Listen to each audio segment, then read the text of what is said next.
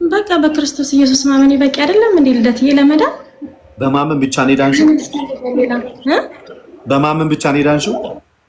አይ አሁን እምነት ብቻ ያድናል አያድንም ሳይሆን አንድ ሰው ክርስቶስን ከተከተለ ክርስቶስን ካመነ ሌላ ምን ያስፈልጋል? ስራ ልትለኝ ነው? ሌላ ያስፈልጋል አያስፈልግም ያልኩኝ አይደለም። ያንቺን አሁን ጥርት ያለውን ማለት ነው። እሷን ጥርት ያለውን ያልተደበላለቀ በቃ በኋላ ላይ ኤቢኔ ይወዳሉ ታውቃለህ። አንተ ነህ እንጂ ያልተደበላለቀ በጣም ስፖንሰር አትሆንም መጽሐፍ ቅዱስ እሺ ጌታን ችግር የለም ደስ ይለኛል። ኤቢም ከአንቺ ወገን ነው። እሺ መጥቶ ናቸዋል እንዳፈሪ ያው መጽሐፍ ቅዱስ ፈራም ልደት አይ አልፈራም። ሰው አከብራለሁ እንጂ ሰው አልፈራም። እኔ አይ ለጨዋታው ነው። ልደት እንዴት ነው የሚቆነው? ለማወቅ ባይብል ለመገዛ ትንሽ ነው የሚገዛው። ባይብሉ እንዴት አለ እዚህ 5 ኪሎ ባይብሉ እንዴት ነው የምትገዛው? አንተ ነው የምትገዛው? ራሴ ነው የሚገዛው። እሺ በቃ ችግር የለውም።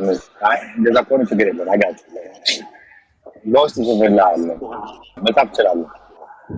እሺ አሁን ይኸውልሽ ስናወራ እንዴት መሰለሽ አሁን ሞር በጣም በተረጋጋ ስሜት ሆነን ለማውራት እንሞክራለን እና አሁን አንቺ ይዳናል ብለሽ የምታስቢው ሰው በእምነቱ ብቻ በማመን ብቻ ይድናል ነው አይደል የምትይው እህቴ? ስምሽ ግን ማን ነው አላወኩም። ስሜ ቃል ኪዳን እባላለሁ። እሺ ቃልዬ በማመን ብቻ ይዳናል ብለሽ ነው የምታምኚው አንቺ አይደለ? ቆይ እሱ ጋር ከመምጣታችን በፊት ልደት አሁን እኔ ጴንጤ ወይም ደግሞ ፕሮቴስታንት መሆኔን እርሳውና አሁን እኔ ከቅድስት ድንግል ማርያም የተወለደውን ስለ እኔ ደሙን ያፈሰሰውን የናዝሬቱን ኢየሱስ ነው ማምነው፣ እሱን ነው የምከተለው እያልኩክ ነው። ድኛለሁ ወይስ አልዳንኩም? በማመን ብቻ ከሆነ አልዳንሽም።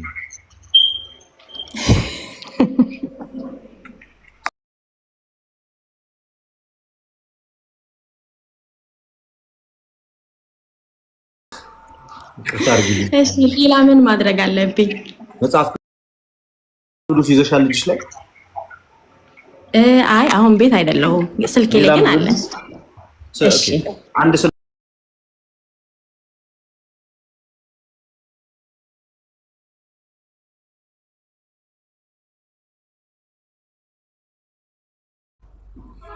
ያመነም የተጠመቀም ይድናል። ያመነ ብቻ ሳይሆን ያመነም የተጠመቀም ይድናል፣ ያላመነ ግን ይፈረድበታል ይላል። ለመዳን እምነት ብቻ ሳይሆን አምኖ መጠመቅ ያስፈልጋል እያለ ነው። ቃልዬ ምን ትያለሽ? እኔ ተጠምቄያለሁ። ጥምቀቱ ለመዳን ነው ወይስ ለዳንሽ ነው የተጠመቅሽው? አይ ለመዳን አይደለም የተጠመቅኩት። ለመዳን አይደለም አይደል የተጠመቅሽው? አይ ለመዳንማ አይደለም። ለመዳንማ አመንኩ እኮ በክርስቶስ ኢየሱስ አመንኩኝ። ከዛ በኋላ ግን መጽሐፍ ሲናገር ማለት ነው። መጽሐፍ እንግዲህ እኔ ከራሴ አልጨምርም። ከፈለግሽ ቼክ ማድረግ ትችያለሽ ሄደሽ። መጽሐፍ ቅዱስ ግን አሁን አንቺ የምትይውን ነገር ጭራሽ እንደማይደግፍሽ ታውቂያለሽ። የእግዚአብሔር ቃል በፍጹም አይደግፍሽ። አልጨምርም አልቀንስም፣ ቃል በቃል ላንብብልሽ። ምን ይላል መሰለሽ? ያመነ ድኗል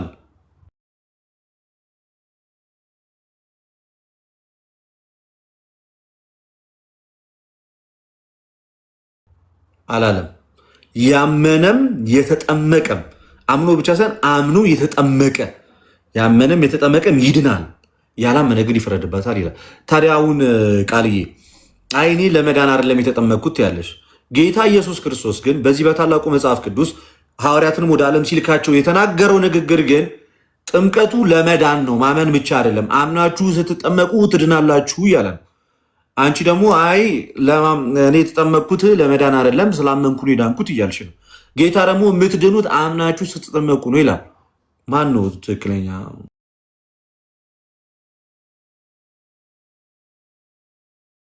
ነገር የያዘው ታዲያ?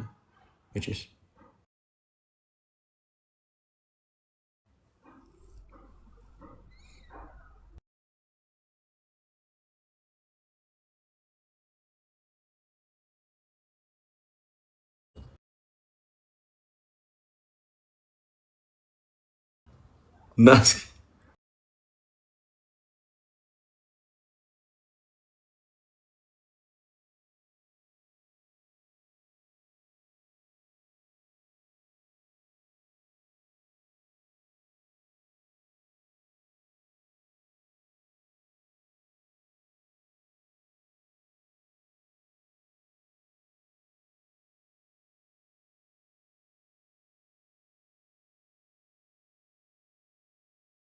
ስነ ምግባር አጥመውና ስለ ነገር ይመጣል።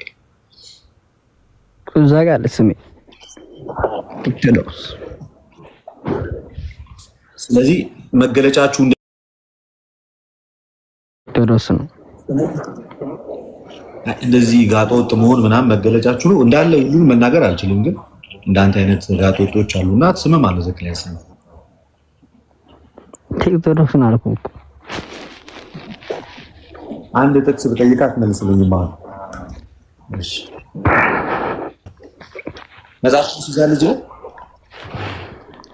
አላስኩ።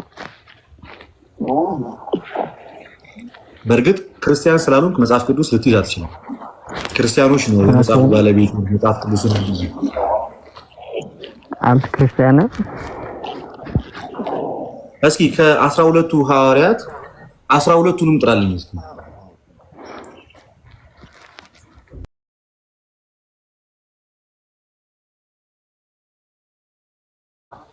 12ቱንም እስኪ ከ12ቱ አይደል? እስኪ 12ቱንም ጥራልኝ። 12ቱን እንኳን አልጠራም። አታውቃቸውም?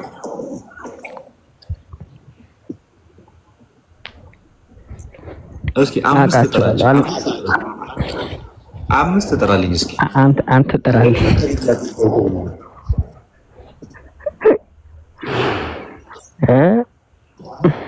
አምስት ጥራልኝ እስኪ። ቴዎድሮስ፣ ሌላ ማን አለ መሰለህ?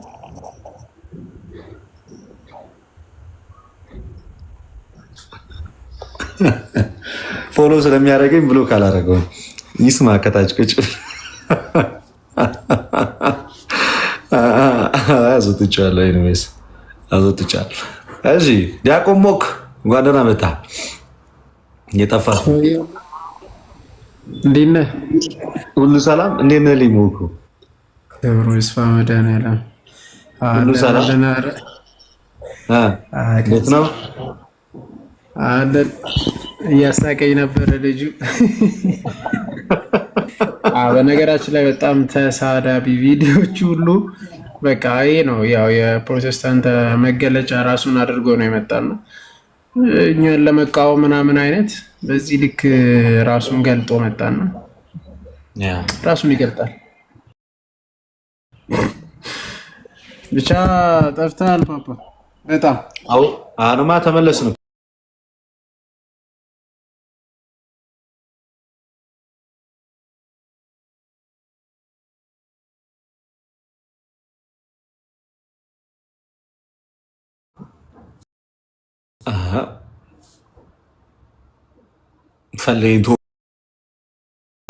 ፈሌማ ቆይ ትላንት ነው መቼ ነው አግኝቼው ነበረ። ፍቅር አየለ ብላክ ዳይመንድ እንዴት ናቸው? እስኪ ድምፅ አሰሙ እስኪ።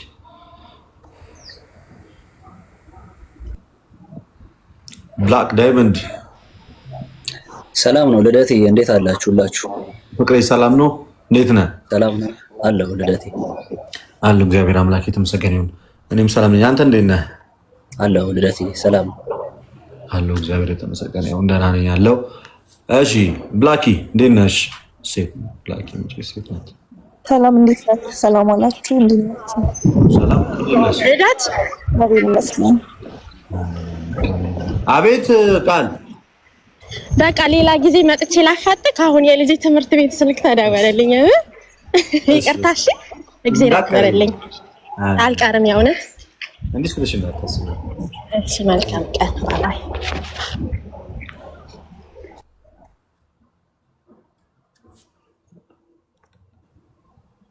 ዲያቆን ሞክ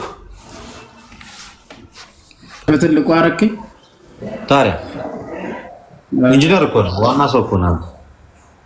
ከቃዲስ ትላለህ። ከቃዲስ በገና ወንድማችን ሞኬ አልመጣማ። እዚህ አልመጣሁም፣ አንተ ጋር አልመጣሁም። መቼ ጠራኸኝ ሞኬ? አረ ጠልቻችኋለሁ እኮ እኔ ባለፈው ጠልቻችሁ ምርቃቱ ጊዜ አልነበርክም። አክቹአሊ አልነበርኩም። ኤልሹ እያፈጠጠች በገና እኮ አለኝ እኮ ዲያቆን ነው። እሺ አለ እስቲ በገና አዩት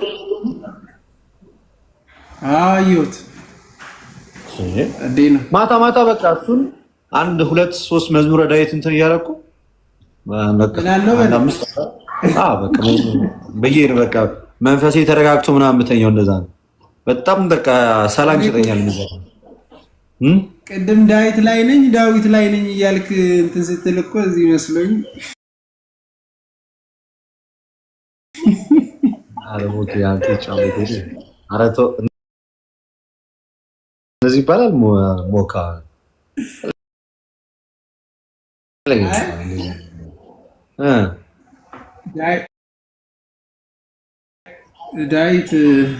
ዳዊት እያነበብኩ ነው።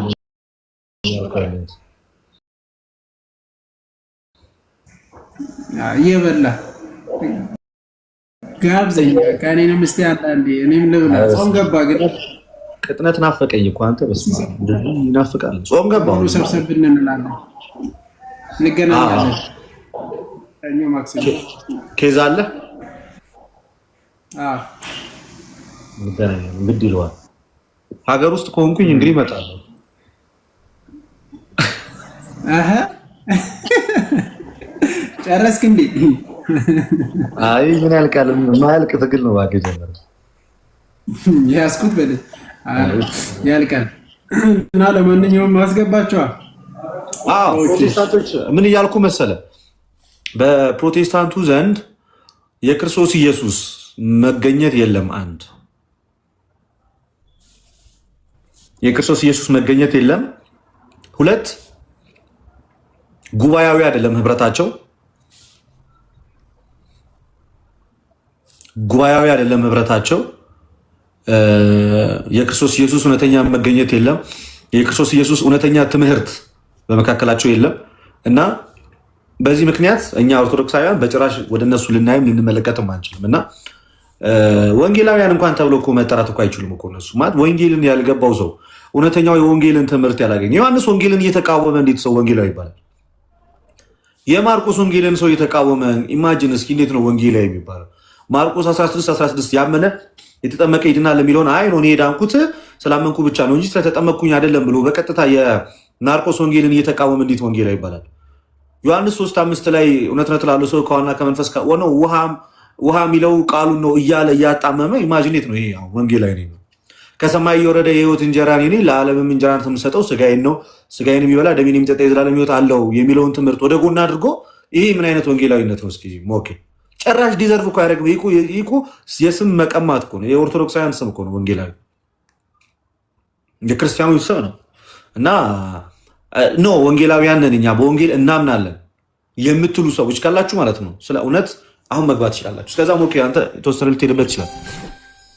ገብቻለሁ እኮ ልትወጋኝ ነው እንዴ? ሞክ ቀጥ ይበል። ይቅርታ በጣም አንተ ኦርቶዶክስ መስሎኝ ነበር፣ ክርስቲያን መስሎኝ ነበር። ቀጥሎ ከሞክ ከዚህ በፊት የማውቀው ያነሳው ነጥብ ልክ ነው ማለት ፕሬዘንስ ኦፍ ክራይስት መገኘት የሚችለው በአካል ውስጥ ነው። በአካሉ ማለት ክርስቶስ በአካሉ በኩል ነው የሚገለጠው። አካል ደግሞ የሆነን እኛ ክርስቲያኖች ነን። ክርስቲያኖች ከዛ ከክርስቲያኖች ውጭ ሌሎች ክርስቲያኖች የሉም። በነገራችን ላይ አንድ በክራይስት ስም የሚጠሩት አንድ ስለሆኑ እነሱም የክርስቶስ አካል የሆኑት በስጋውና በደሙ በኩል ምን የሆኑት ናቸው? የተሳሰርነን በአካል ከክርስቶስ አካል ላይ ነው። እሺ ለማንኛውም እሺ ፍቅሬ ኬት ቤተ እምነት ነው? ሰላም ብያለሁ። ሰላም ነው ለዲያቆን ነው። እንዴት አለ? ኬት ቤተ እምነት ነው? እኔ እዚህ አዳማ ላይ ነኝ።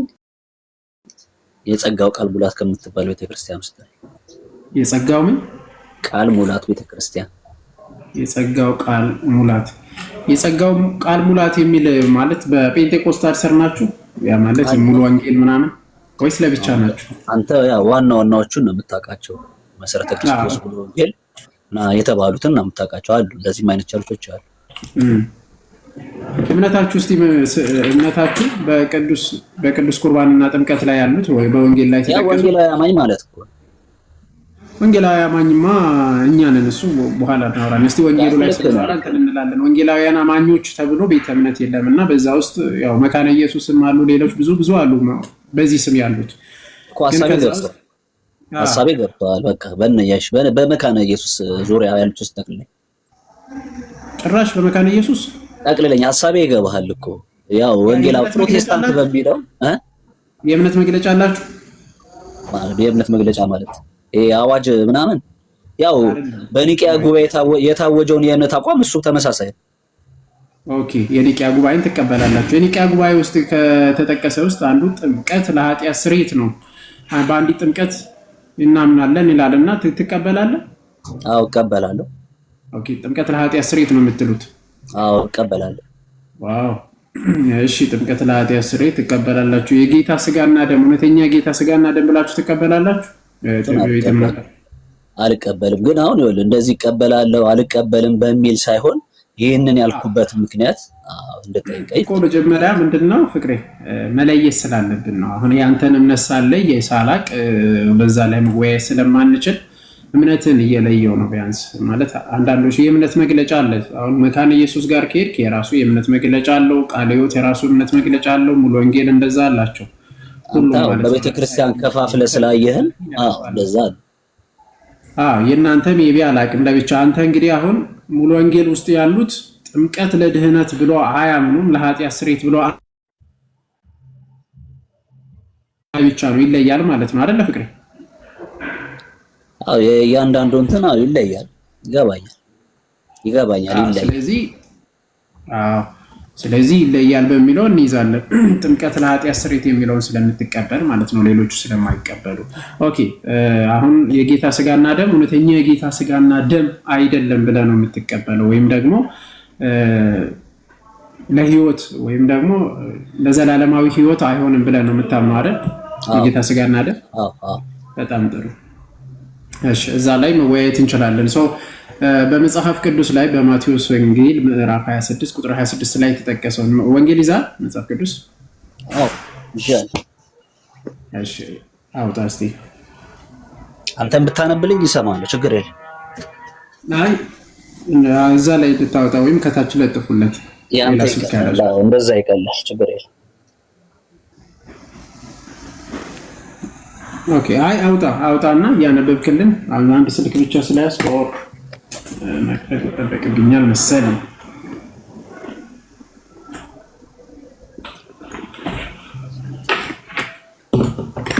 እሺ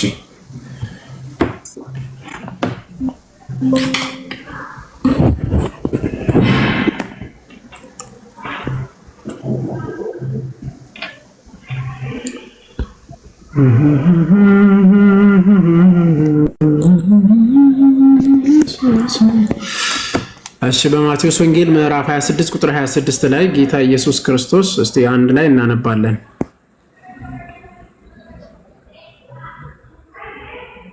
26 ቁጥር 26 ላይ እንዲህ ይላል።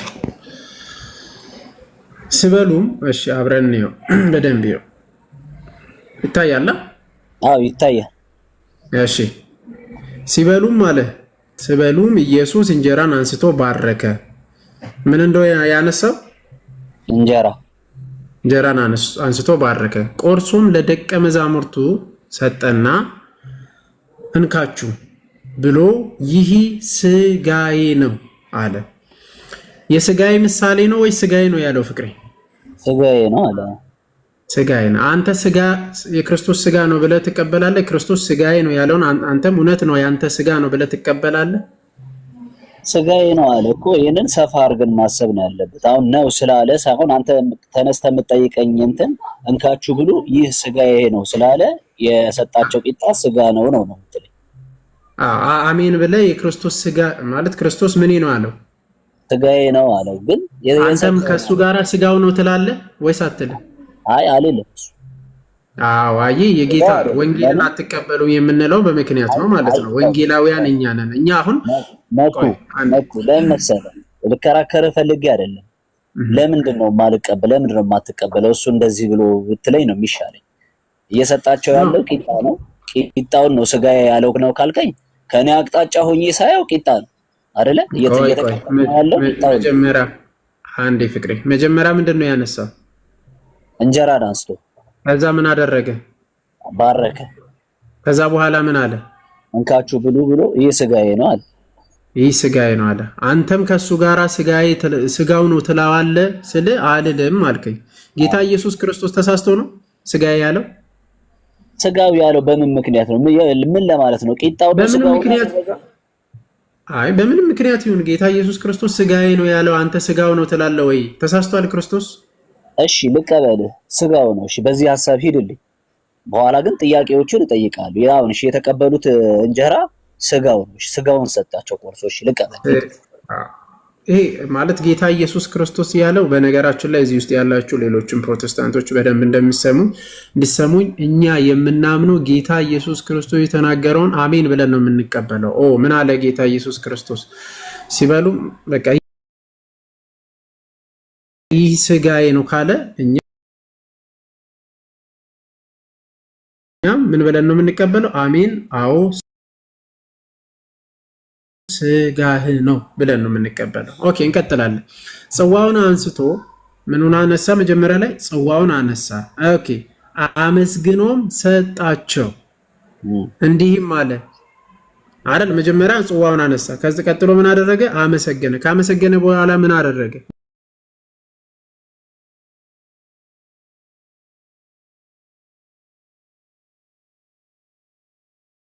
ሁሉ ተቀበያለሁ። እሺ በቃ ቴንክ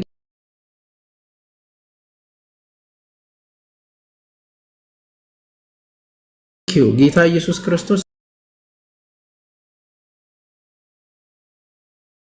ስጋዬ ነው ያለው አሜን ብለህ ከተቀበልክ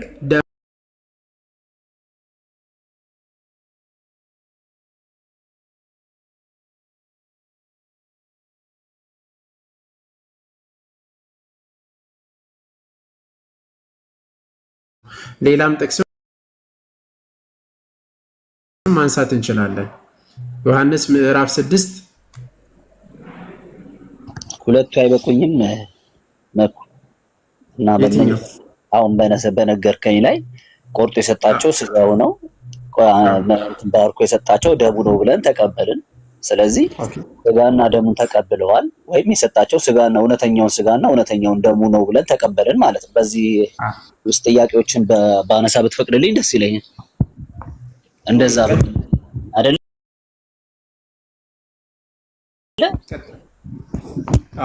አሁን ይሄንን የተቀበሉትን ስጋና ደም በየጊዜው ወይም በየተወሰነ ወቅት እየወሰዱ ነው የሚካፈሉት ማለት ነው። የዘላለም ሕይወት ይሰጣል፣ የዘላለምን ሕይወት ይሰጣል ማለት ነው። የሐዋርያት ሥራ የዘላለም ሕይወትን መስጠቱ አንዴ ማስረጃ ላቀርብልና ሁለት ቦታ ላይ በየጊዜው እንደሚቀበሉ እንዲሁም ደግሞ የዮሐንስ ወንጌል ምዕራፍ 6 ቁጥር 53 ላይ እንዲህ ይላል፣ ቃል በቃል ማለት ነው። ከሰማይ የወረደ ሕያው እንጀራ እኔ ነኝ። ሰው ከዚህ እንጀራ ቢበላ ለዘላለም ይኖራል። እኔም ስለ ዓለም ሕይወት የሚሰጠው እንጀራ ቃል በቃል እንጀራ ከዛ ምን አለ? ስጋዬ ነው አለ። እንጀራ ብሎ ስጋዬ ነው። ቀጥሎስ እንግዲህ አይሁድ ይህ ሰው ስጋውን ልንበላ ይሰጠን ዘንድ እንዴት ይቻላል ብለው እርስ በርስ ተከራከሩ። ስለዚህ ኢየሱስ እንዲህ አላቸው፣ እውነት እውነት እላችኋለሁ የሰውን ልጅን ስጋ ካልበላችሁ ደሙን ካልጠጣችሁ በራሳችሁ ሕይወት የላችሁም። ስጋዬን የሚበላ አሁን የበላ ብቻ ሳይሆን የሚበላ ደሜን የሚጠጣ የዘላለም ሕይወት አለው፣ እኔም በመጨረሻ ቀን አስነሳዋለሁ። ስጋዬ እውነተኛ መብል ነው፣ ደሜም እውነተኛ መጠጥ ነው። ስጋዬን የሚበላ ደሜን የሚጠጣ በእኔ ይኖራል፣ እኔም በእርሱ እኖራለሁ። ስለዚህ ለዘላለም ሕይወት ነው። ምን ማለት ነው? አንድ ሰው ወደ ቤተ ክርስቲያን ከገባ ከተጨመረ በኋላ ዕለት ዕለት በየሳምንቱ ሐዋርያት እንደሚያደርጉት እኛም እናደርጋለን። ምን እንቀበላለን? ስጋውን ደሙን እንቀበላለን። ያ ማለትም ማለት ነው አንድ ሰው ክርስትና ውስጥ ከገባ በኋላ ይቆማል ማለት ነው? አይቆምም። ማለት ዝም ብሎ ክርስትናነቱ በቃ እንደተቀበለ ድኗል አለቀ ነው። ቴዎሲስ ያድጋል ማለት ነው። ወደ ማን? ወደ ክርስቶስ። ዕለት ዕለት አንድ ሰው ለስጋውና ለኖርማል ስጋው ለምድር ላይ ለሚኖረው እንደሚበላውና እንደሚጠጣው ስቲል ለነፍሱ ለዘላለም ህይወቱ የጌታ ስጋና ደም በየጊዜው ያስፈልገዋል ማለት ነው። ቀጥል።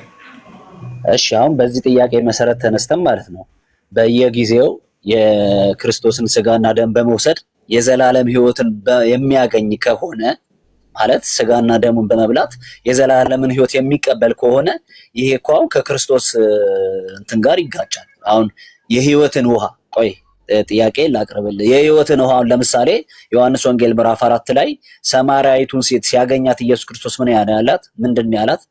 እኔ ከምሰጠው ውሃ የሚጠጣ አሁን የኛው እንጀራ ነው። እኔ ከምሰጠው ውሃ የሚጠጣ ለዘላለም አይጠማም ማለት አንድ ጊዜ በመጠጣት ለዘላለም እንደሚረካን የተናገረው። ሁለተኛ ደግሞ ጥያቄዎችን ጠቅለል አድርጌ ነው የማቀርብልህ። ሁለተኛ ደግሞ በበዓሉ በእንትን ቀን ኢየሱስ ክርስቶስ ወደ አይሁድ ባህል በዳስ ባህል ላይ መጥቶ ምን ብሎ ጮሃል? በእኔ የሚያምን አለ መጽሐፍ እንዳለ የህይወት ውሃ ወንዝ። አሁን ከእንጀራና ከውሃ ጋር ነው የማገናኝልህ። አንተ የነገርከኝ የእንጀራውን ምሳሌ ነው፣ እኔ ደግሞ የውሃን ምሳሌ ነው የምነግርህ። ኢየሱስ የሚሰጠው ስጦታ ማለት አሁን የዛ ሰዓት ምን ብሎ ጮኸ?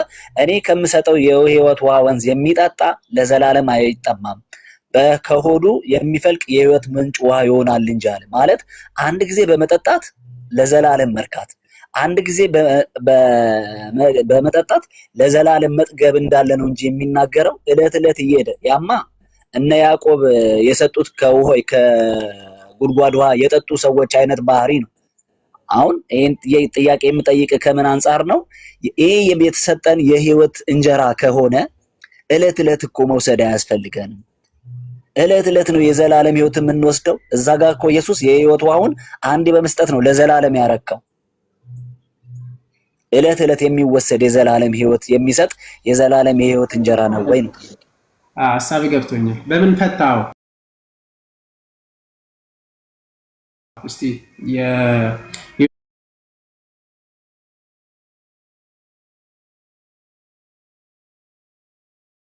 ምንጭ ውሃ እሱ ነው።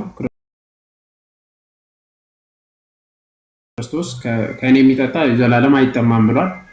ምን ማለቱ ነው? ምንድነው የህይወት ምንጭ? አንዴ ትጠጣዋለህ ወይም አንዴ ያፈልቅልህና ለዘላለም አትመለስም። ምንድነው እሱ? መንፈሱን ነው። መንፈሱን ነው። መንፈስ ቅዱስን ነው።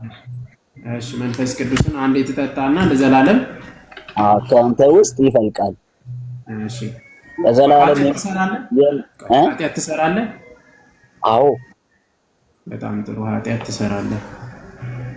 ክርስቶስ ስንት ጊዜ ነው የሞተው ለሰው ልጅ? አንዴ ነው የሞተው አይደል?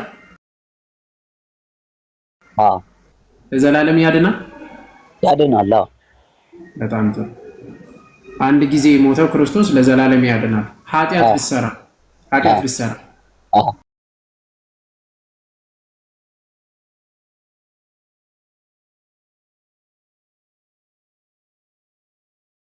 ከዛ ኃጢአት ያጥብሃል?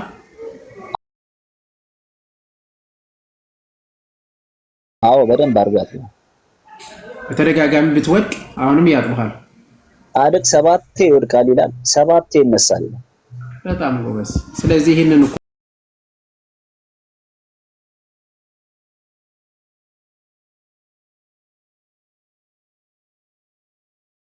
ነው የሚያነሳል። ስለዚህ አንድ ሰው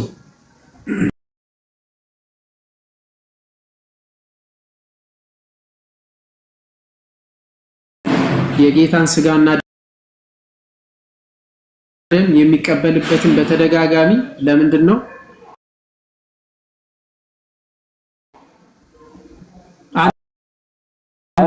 አንዴ ክርስቶስ ቆይ አንዴ ካነሳው ነጥብ አንፃር አንዴ ክርስቶስ ሞቶላል። ለምንድን ነው ድጋሚ የሚያነሳ? አንዴ አንጽቶ እንትን አይደል? ባንታ አንጽቶ ነው። ገብቶኛል። አንተ አሁን የምትለኝ ነገር ገብቶኛል። ልክ ነህ። ግን በደሙ ያጥበኛል፣ እለት እለት እንትን ይለኛል። አንዴ ጸደቀ ነው። ልክ ነው። በወጃ እንትኑ መሰረቱ ማለት ነው። ግን እሱ ፊት የምቀርብበት አቋም ስለሌለ ወይም አቅም ስለሌለኝ እለት እለት በደሙ እታጠባለሁ። የደሙ አማላጅነት እዚህ ጋር ስለኔ ይቆምልኛል።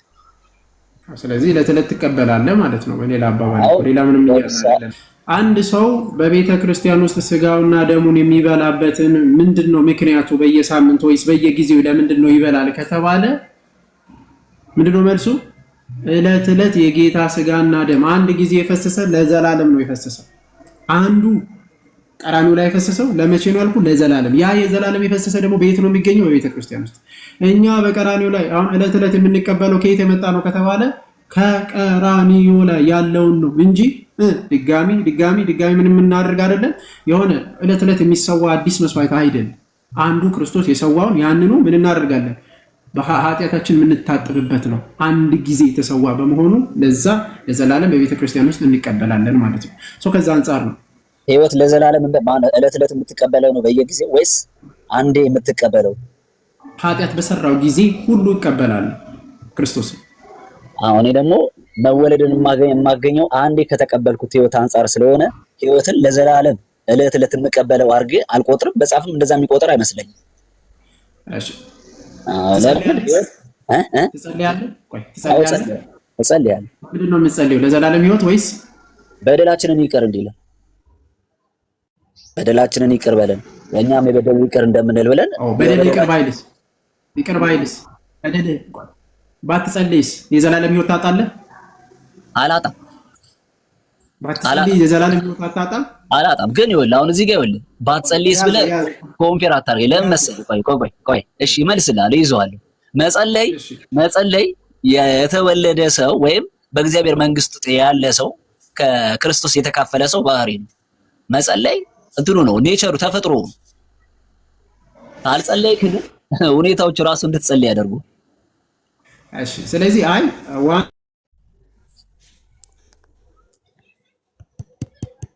የዘላለም ህይወትን አላጣም ማለት ወደ ሁለተኛ እዚሁ ያርግ ጠይቀህ ኃጢአት ብትሰራና ንስሐ ባትገባ ተመልሰህ የዘላለም ህይወትን ታጣለህ?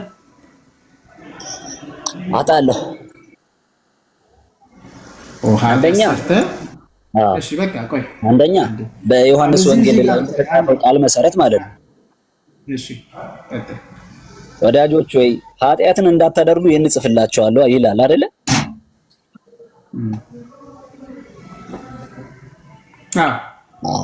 ኃጢአትን ብታደርጉ ግን ከአብ ዘንድ ጠበቃ አለን ብሎ ጠበቃችንን ያስቀምጣል። ዋነኛው የመጽሐፍ ቅዱስ ሐሳብ ኃጢአትን አድርገን በጠበቃ ወይም በአማላጅ አማካኝነት ወደ እግዚአብሔር እንድንመጣ ሳይሆን ኃጢአትን ባለማድረግ የምንኖርበትን ጸጋ በመቀበል ለዘላለም መኖርን ነው፣ ጸንቶ መቆምን ነው የሚያስተምረው። ኃጢአትን እንዳታደርጉ ይህንን እጽፍላችኋለሁ። ነገር ግን ማንም ሰው ኃጢአትን ቢያደርግ ከአብ ዘንድ ጠበቃ አለን፣ እሱም ኢየሱስ ክርስቶስ ነው ይላል መጽሐፍ። የእግዚአብሔር ሐሳብ ጸጋ አለን ብለን ወይ አማላጅ አለን ብለን በኃጢአት እንድንመላለስ ሳይሆን ኃጢአትን እንዳናደርግ ነው። በኃጢአት ላይ ድል እንነሳ። ግን ኃጢአትን ትሰራለህ ማለት ነው። ባጭሩ ኃጢአትን ትሰራለህ። ስለዚህ በኃጢአት ምክንያት ደግሞ ኃጢአት ከሰራና ንስሐ ካልገባ የዘላለም ህይወትን እንደምታጣ እርግጠኛ ነው። በቃ በዚህ እሱ እኔም ብቻም ሳይሆን ልክ ነህ እኮ ራሱ ሐዋርያው ዮሐንስ እኮ ኃጢአት የለብንም ብንል ይላል አይደለ? ራሱን አካቶ ኃጢአት የለብንም ብንል ራሳችንን እናስታለን ይላል፣ ራሱንም ጨምሮ።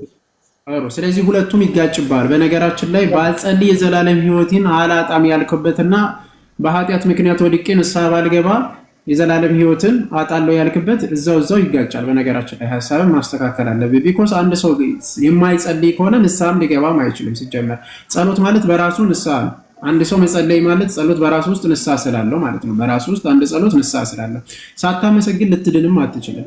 አንድ ሰው ዘላለም ህይወትን አግኝቻለሁ ብሎ ክርስቶስን ባያመሰግን ክርስቶስን ባያመልክ ድነትን አያገኝ። እንዴት ይችላል?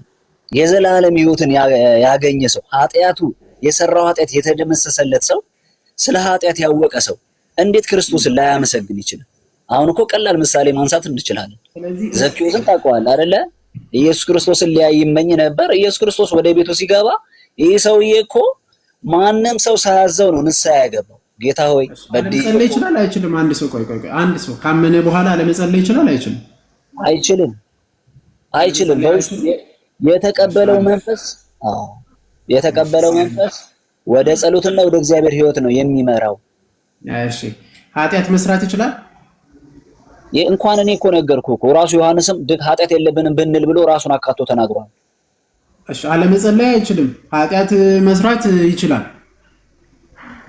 ኃጢአት ስለኮ መኩ እንደዚህ ፍጹም ጻድቅ ማርገህ እንዳጠብቀን ራሱን ዮሐንስን እኮ ጠቀስኩልህ እኮ አይደለም እንድትረሳስት አድርጋለህ። አሁን የምናገረውን በመቃወም ብቻ ሳይሆን በዚህ ምድር ውስጥ እኮ ነው ያለነው። ማድቤት ውስጥ ሆነ ብቻ አይደለም። ቆይ እያነሳ ያለው ፍቅሬ አንዴ ከስርም ለሚሰሙ ሁሉ ማለት ነው ባንጸልይ የዘላለም ሕይወትን አናጣም የሚለውን አነሳ። ከዛ በኋላ አይ ጭራሹ ራሱ መጸለይ አይችልም ልንል አንችልም አይነት ነገር አቀረብኩ። which is fallacy ነው እርስ በርስ ማለት ነው። አንድ ሰው አለመጸለይ አይችልም የሚለው የለም በመጽሐፍ ቅዱስ ውስጥም አለ። እንኳን አለመጸለይ ብቻ አይደለም መካድ አለው ወይስ የለም? ልትክድ ትችላለህ አይደል? ልትክድ ትችላለህ አለ። በቃ ታዲያ አለመጸለይ ብቻ አይደለም ካለመጸለይ በኋላ የሚመጣው መካድን ራሱ ትችላለህ። እንኳን አለመጸለይ ብቻ አይደለም። እሺ እነ ጴጥሮስ መጸለይ አይችሉም ነበር አይደል? ከክርስቶስ ጋር እያሉ የደቀ መዛሙርቱ በመጀመሪያ ከመስቀል በፊት ለምን ልሱ ሊሰቀል ሄዶ እንቅልፍ አላቸውና ተኙ። ለምን ወደ ፈተና እንዳትገቡ ትጉና ጸልዩ እያለ ሲጠይቃቸው መጸለይ አይችሉም ነበር፣ አቅም የላቸውም ነበር አይደል?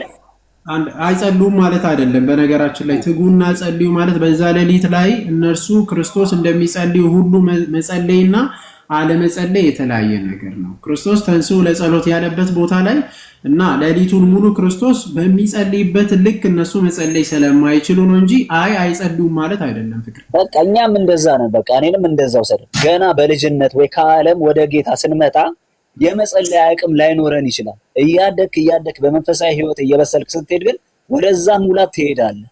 አለመጸለይ ከሆነ እነሱም አልጸለዩም ነበር። ወደ አለመጸለይ መግባት አትችልም። አንድ ክርስቲያን ሆኖ ወደ አለመጸለይ መግባት አይችልም፣ መውደቅ አይችልም። ይችላል፣ እሱማ ይችላል። በቃ እሱን እኮ ነው እያነሳ ያለነው። ታዲያ ወደዚህ ያመጣንም እሱ ነው። ስለዚህ አንድ ሰው በደንብ እንድታስተውል የሚፈልገው አንድ ሰው ክርስቲያን ከሆነ በኋላ ምን መሆን ይችላል? አለመጸለይ ይችላል፣ ሊወድቅ ይችላል ማለት ነው። በኃጢአትም ጭምር ሊወድቅ ይችላል። ከዛም አልፎ ክዶ ሊወጣም ይችላል። ይሄ ይችላል፣ እንደ ይሁዳ ይችላል። እሱ ከተስማማን፣ ስለዚህ አንድ ሰው ምን ማድረግ አለበት ማለት ነው? ንስሐ መግባት አለበት ማለት ነው። ንስሐ በኃጢአት ከወደቀ ንስሐ መግባት አለበት። ለንስሐው ደግሞ ምን ያስፈልገዋል? የጌታ ስጋና ደም ግዴታ ያስፈልገዋል። አንድ ሰው የጌታ ስጋና ደም የማይቀበል ከሆነ ወይም ደግሞ ለኃጢአት ስርየት የሚቆይ ቃል በቃል እንዲያው ቃል በቃል ማየት አይተን ስለምንል ማለት ነው።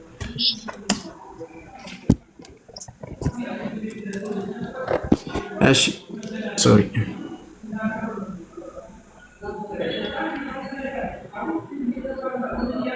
ማቴዎስ 26 ላይ ቃል በቃል የተቀመጠው ይሄንን ነው። ጌታ ኢየሱስ ክርስቶስ ምን አለ?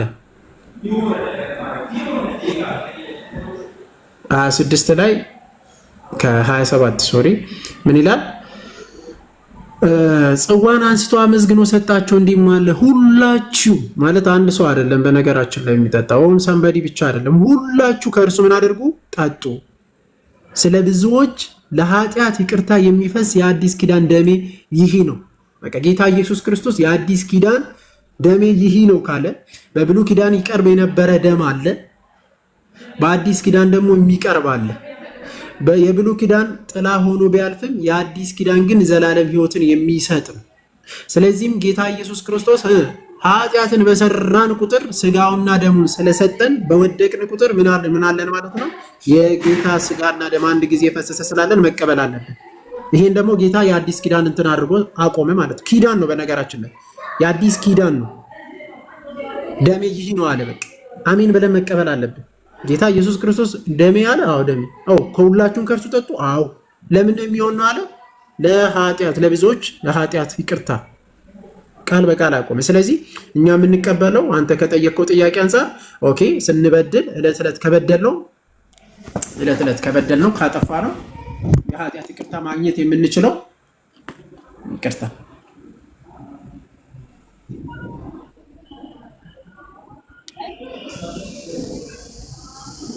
እሺ የኃጢአት ይቅርታ ማግኘት የምንችለው በደሙ ነው።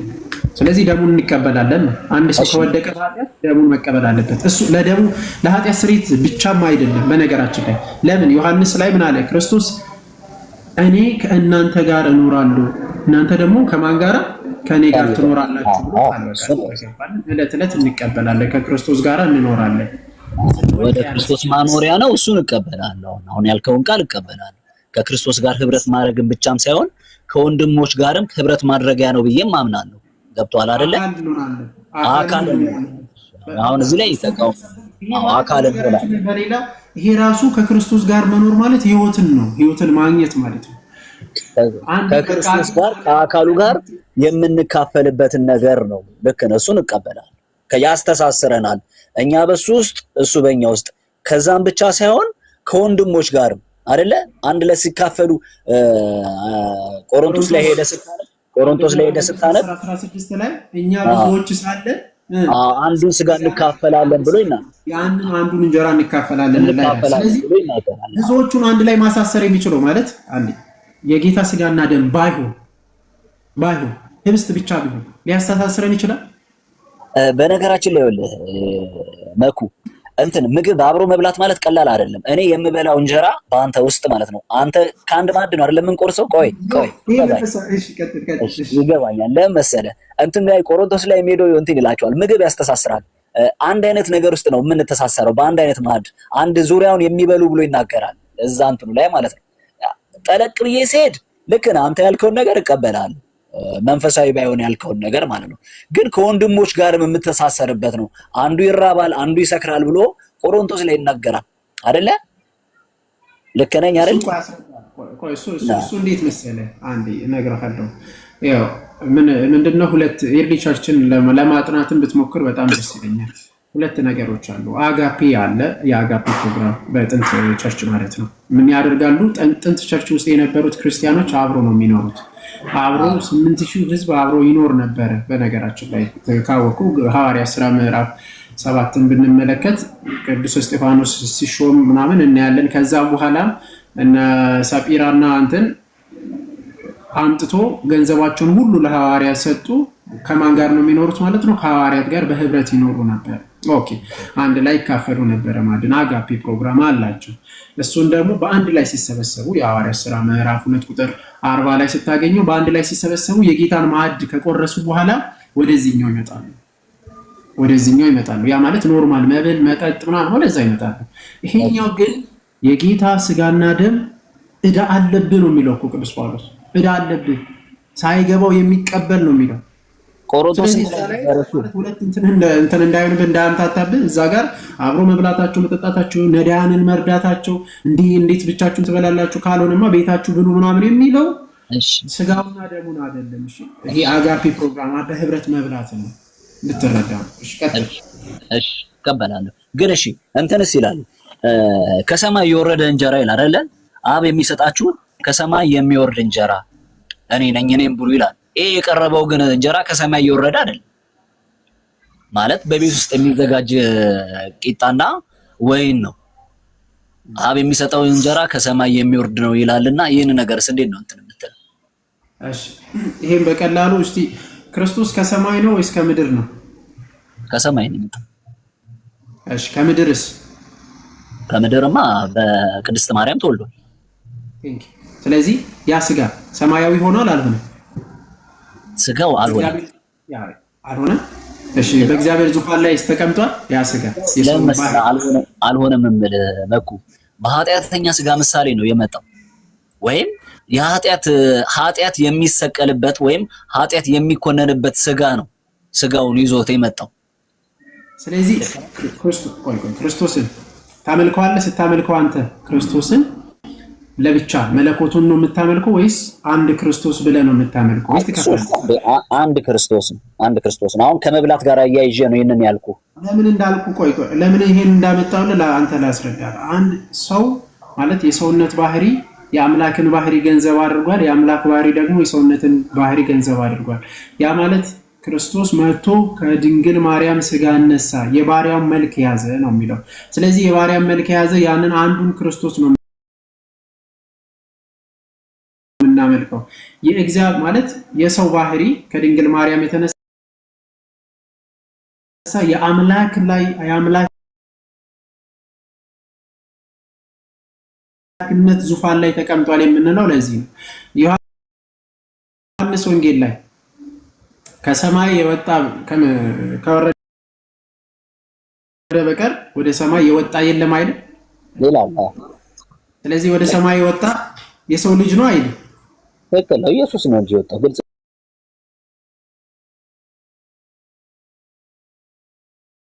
ስለዚህ የሰው ልጅ ብሏል አይደል? ያ ስጋችን ያ ስጋው ክርስቶስ ከምድር ቢሆንም ሰማያዊ ሆኗል ማለት ያ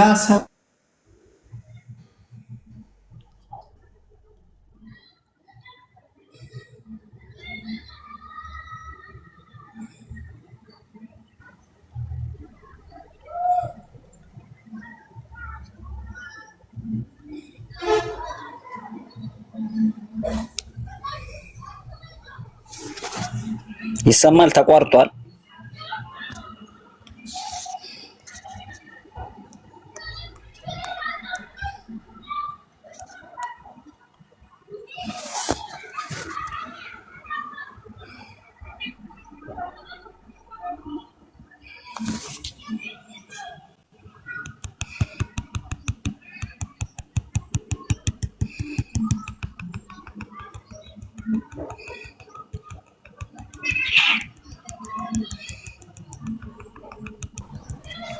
አቤት ምንድን ነው የተከናወነ ያለው? ተቋረጠ።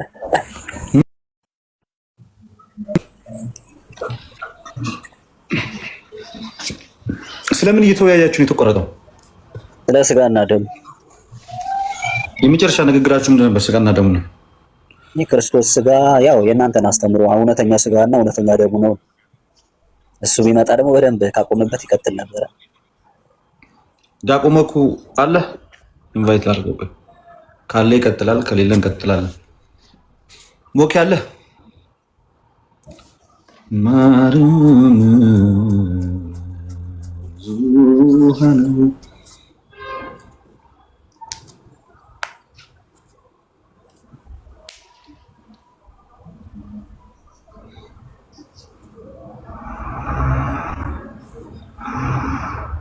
በቃ እኛ እንቀጥላለና እሱ እንትን ማይል ከሆነ እሺ ቀጥልሽ። የጌታ ስጋና ደሙ እውነተኛ አይደለም ነው? አዎ ምሳሌ ነው የሚያልኩት። እሱ ደግሞ እውነተኛ መሆኑን እየነገረኝ ነው ያለው። እሺ ምሳሌ ነው የሚለው መጽሐፍ ቅዱስ ክፍሌቱ ጋር ነው ያለው። ያው በመጣ ጊዜ ሞቱንና ትንሣኤውን ትናገራላችሁ። ጥቅሱን ንገረኝ፣ ጥቅሱን ንገረኝ። መነሻ ጥቅሳችንን ታውቀዋለህ እኮ ንገረኝ፣ ንገረኝ። የቱ ጋር ነው? ምን ላይ ነው ያለው? አሁን ስለ ስጋና ደሙ በሰጠ ጊዜ ያለው የቱ ጋር ነው? አንተ የምትናገረውን ጥቅስማ ራስህ ነህ እኮ መናገር ያለብህ። በዚህ ልታግዘኝ ይገባል እኮ ልደት። እኔ አሁን ፈልጌ ያገኘዋለሁ። በእርግጥ ግን እኔ እኮ ምሳሌ ነው የሚል ትምህርት እኮ ስለማላውቅ ነው እኮ ላግዝም አልችለውም። እኔ ምሳሌ ነው የሚል ትምህርት አላውቅም። እውነተኛ ነው የሚለውን ጥቅስ አምጥቼ ላሳይ፣ ልድርድርልህ። ምሳሌ ነው የሚል እሱን ቦታ አምጣልኝ። በቃ እሺ ላንብብላ። እሺ እሺ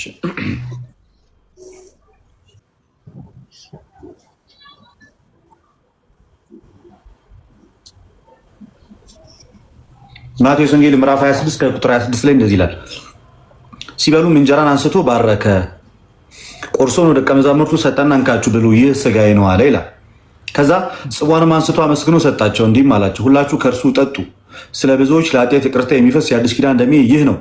ነገር ግን እላችኋለሁ በአባቴ መንግስት ከእናንተ ጋር ከዚህ ወይን ፍሬ አዲሱን እስከምጠጣበት እስከዚያ ቀን ድረስ ከዛሬ ጀምሮ አልጠጣም አላቸው ይልና ስለ ብዙዎች ለኃጢአት ይቅርታ የፈሰሰ የአዲስ ኪዳን ደሜ ነው። ደሜ ይህ ነው አለ። ስጋዬ ነው ደሜ ነው። ታሪክ ጋር መታሰቢያ ነው ያላቸው። ያው ለመታሰቢያ አድርጉት ስለሚል እሱን ቃል ከሱ ቃል ተነስተን መታሰቢያ ነው። አሁን ፍቅሬ እንዲህ ዝም ብሎ የሆነ ጉንጭ አልፋ ክርክርና ውይይት እንዳይሆን ስጋዬ ይሄ ወይኑ የስጋዬ መታሰቢያ ነው ያለበት ትምህርቱን የቱ ጋር ነው? ይሄ ወይኑ እዛው ጋር አለ አይደል? ምን ለማለት ክርስቶስ በቀጥታ ወይኑን ይሄ የስጋዬ መታሰቢያ ነው፣ ይሄ መታሰቢያ ነው ያለበት ቦታ የለም። አንኮ ክርክራችን ያለበት ቦታ የለም። በተቃራኒው ግን ክርስቶስ ስጋዬ እውነተኛ ስጋ ነው፣ ደሜም እውነተኛ ደም ነው፣ እውነተኛ መጠጥ ነው ያለበትን ቦታ ግን በተቃራኒው እንዳለ ታውቃለህ አይደል? ስጋዬም እውነተኛ መብል ነው፣ ደሜም እውነተኛ መጠጥ ነው ያለበት ቦታ እንዳለ ታውቃለህ። አሁን ልደት እየተከራከርኩ አይደለም። አንድ ነገር እንድትረዳ የሚፈልገው ግግም ብዬ እንደዚህ ነው ብዬ አይደለም። በቃ እንትን ነው አንተ ማስረዳት ነው ያለብህ። እኔ ጥያቄን እጠይቅሃለሁ፣ ከዛ መልሳለሁ። እንቀጥላለን። እንደዛ ነው ነገሩ። አሁን ለመታሰቢያ በበላችሁ ነው በጠጣችሁ ጊዜ ለመታሰቢያ አድርጉት ስለሚል የክርስቶስ መታሰቢያ ነው ብለን ነው የምናምነው። ለዛ ነው እንደዛ ያለው። ይህንን በበላችሁ ጊዜ አሁን አንተ ያልከው ቃልስ አለ እንትን ላይ የማርቆስ ወንጌል ምዕራፍ 14 ከዛ ምዕራፍ 14 ላይ ያለውን እናወጣ። የማርቆስ ወንጌል ማርቆስ 14:23 እንዲህ ይላል፣ ጽዋውንም አንስቶ አመስግኖ ሰጣቸው፣ ሁሉም ከእርሱ ጠጡ አለ። ምን ብሎ? ሁሉም ከእርሱ ጠጥተዋል። ጽዋውንም አንስቶ አመስግኖ ሰጣቸው፣ ሁሉም ከእርሱ ጠጡ አለ። ከዛ በኋላ እርሱም ይህ ስለ ብዙዎች የሚፈስ የሐዲስ ኪዳን ደሜ ነው አለ። እውነት እውነት እላችኋለሁ በእግዚአብሔር መንግሥት ከወይኑ ፍሬ አዲሱን እስከመጣ ከዚያ ቀን ድረስ ማንም አልጠጣም አላቸው። ከዛ ደቀ መዛሙርቱም እያለ ይቀጥላል። እዚህ ጋር ምንም ስለ መታሰቢያነቱ ናን አላወራም ማርቆስ ላይ። እሺ ወደ ሉቃስ ላይ እንሂድሽ። ሉቃስ ወንጌል ምዕራፍ 22 ላይ መሰለኝ ምዕራፍ 22 ከቁጥር 19 ላይ እንደዚህ አለ። ጽዋንም ከከፍ ብሎ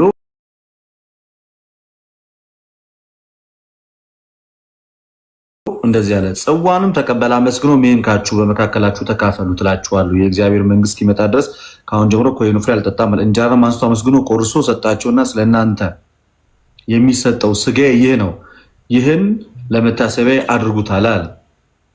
እንዲሁም ከእራት በኋላ ጽዋን አንስቶ እንዲህ አለ፣ ይህ ጽዋ ስለእናንተ በሚፈሰው በደሜ የሚሆን የአዲስ ኪዳን ነው ብሎ ነገራቸው። ስለዚህ እዚህ ክፍል ላይ እንጀራን አንስቶ አመስግኖ ቆርሶም ሰጣቸውና ስለእናንተ የሚሰጠው ምን ነው አላቸው ይላል፣ ስጋዬ ነው አለ። አሁን እናንተ እየተማመንን እንድንሄድ የምፈልገው አንድ ነገር አለ። ታርገውና አንድ እየተማመንን በቃ በጣም ጥሩ። ክርስቶስ እንጀራ መጀመሪያ ያነሳው ምንድን ነው? እንጀራ ነው ያነሳው። ካነሳው በኋላ ይሄ ስጋ ነው ያለው ወይስ ይሄ እንጀራን አመስግኖ ቆረሰ ነው ያለው? ስጋዬ ነው ያለው። ስጋዬ ነው። በቀጥታ እንጀራው ምን ብሎ ጠራው? ይሄ እንካችሁ ይህ ስጋዬ ነው አለ። ምኑን ነው ስጋዬ ነው ያላቸው? እንጀራው። አንተ ያንን እንጀራውን ህብስቱን ሆነ አንተ ስጋህ ነው ትላለህ? ልክ ክርስቶስ ስጋዬ ነው እንዳለ የትኛውን ያለው? ልክ ነሽ። ተቀበልኩኝ እኮ ስጋው ነው ብለን ተቀበል። ስጋው ነው ብለን ተቀበል ነው። ተቀበልን ሳይሆን ይኸውልህ ነው ተቀበልን ሳይሆን ክርስቶስ ራሱ ስጋዬ ነው ብሎታል ኦልሬዲ። እሺ ለምን ለመታሰቢያ ያድርጉት ለምን አለ? እመጣልሃለሁ እሱን ግን አሁን እሱ ጋር እመጣለሁ። ለመታሰቢያ ያደርጉት ያለውን ነገር ምን ማለት እንደሆነ እመጣለሁ። ግን አስቀድሞ ግን ሲያነሳው ይሄ ምንድን ነው ያላቸው? ይሄ ምንድን ነው? ስጋዬ ነው ብሏል። ደሜ ነው ብሏል። ስጋዬ ነው ደሜ ነው ብሏል። ስለዚህ እኔ እናንተ ስንነጋገር ስጋህ ነው ደምህ ነው እያልነው ነው ማለት የምናወራው። እሺ ተግባባና? እዚህ ጋር ተግባባን። ከዛ በጣም ጥሩ ቀጠል አለና ግን ምን አለ? ይህንን ለመታሰቢያ አድርጉታል። ለመታሰቢያ አድርጉት አለ ሲል መታሰቢያ ማለት ሪሜምበራንስ ነው አይደለ? ማለት ምንድነው የሚያስቡት? እና ለመታሰቢያ ያድርጉት ሲላቸው ምንድነው ሊያስቡት የሚችሉ በዛን ሰዓት ላይ? ኢየሱስ ክርስቶስ አልፎ የተሰጠ ስለኔ ሞቷል፣ ስለኔ ያፈሰሰው ደሙ ነው። ስለኔ ይሄንን ማለት ነው ማን እንደሚመልስ ታውቃለህ?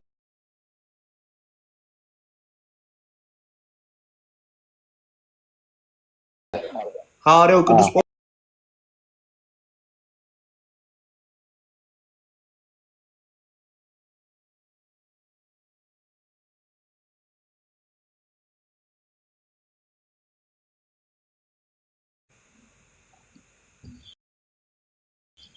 ከቁጥር 23 ጀምሮ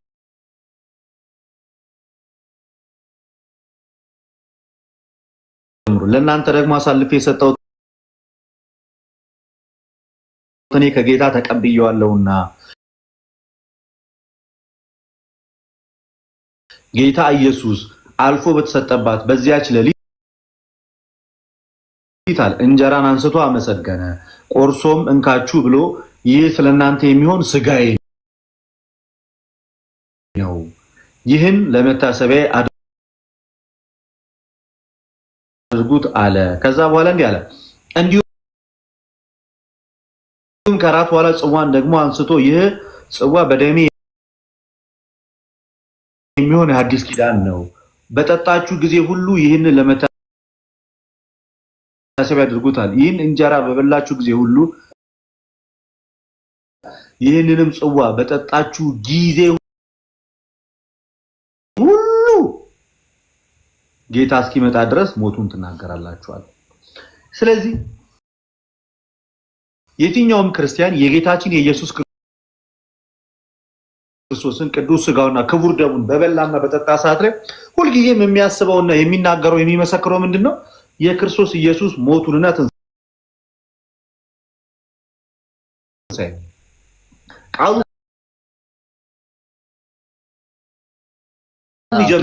ቃሉ የሚጀምረው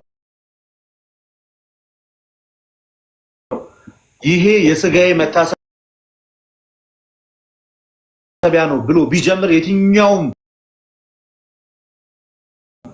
የአዲስ ኪዳን መጽሐፍ በቃ ይሄ የክርስቶስ ኢየሱስ የሥጋው መታሰቢያ ነው፣ ከመታሰቢያነት የዘለለ ሌላ ምንም ጥቅም ሊሰጥ አይችልም ብለን እናምን ነበር። ግን መጽሐፉ የሚለው በተቃራኒ ሥጋዬ ነው ደሜ ነው። ስለዚህ ጌታ ሲጀምር ሥጋዬ ነው ብሎ ጀምሯል። የጌታ ሥጋ ከሆነ ደግሞ የዘላለም ሕይወት ይሰጣል። ሥጋዬ እውነተኛ ሥጋ ነው ደሜም እውነተኛ ደም ነው ስላለ እውነተኛ ከሆነ ሕይወትን ይሰጣል። ቀጥሎ ብሎ ይሄን ለመታሰቢያ ያደርጉት ያለው ምንድን ነው? ይሄ ዝም ብሎ ወደ አፍ ዝም ብሎ እንደዚህ የምንወስደው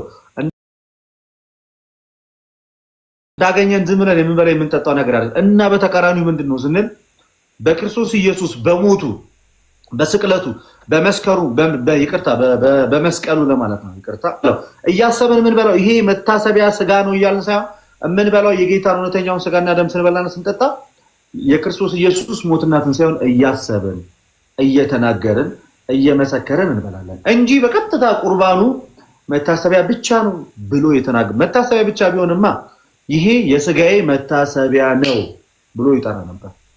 ተግባባ? እሺ፣ አዎ ተግባብተናል። እንግዲህ አሁን እዚህ ጋር ጥያቄ የምጠይቀው በብሉይ ኪዳን እኮ የእግዚአብሔር ሕግ አለ። ደም የአብርሃም የኮሎዶጎሞርን እንትኖች ገሎ መልከጼዴቅ ሊገናኙ እንደሄደ ታስታውሳለህ? ኦሪት ዘፍጥረት ከዛ በኋላ ለመልከጼዴቅ ያቀረበው ምንድነው? እንትንን ነው የሚለው ምንድነው? ከዘረፈው ወይንና ስንዴ ያቀረበው መስዋዕት አድርጎ ያቀረበው ምንድነው?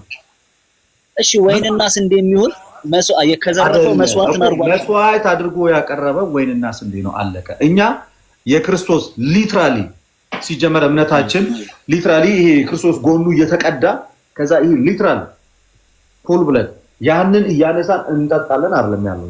እኛ ያለው ሲጀመር ክርስቶስ ኢየሱስ ህብስቱን አንስቶ ባርኮታል፣ አመስግኗል፣ ቀድሷል። ስለዚህ በቃ ይሄ ሥጋዬ ነው አለ። ስለዚህ በሞመንት ክርስቶስ ያንን ቃል ካወጣባት ሰዓት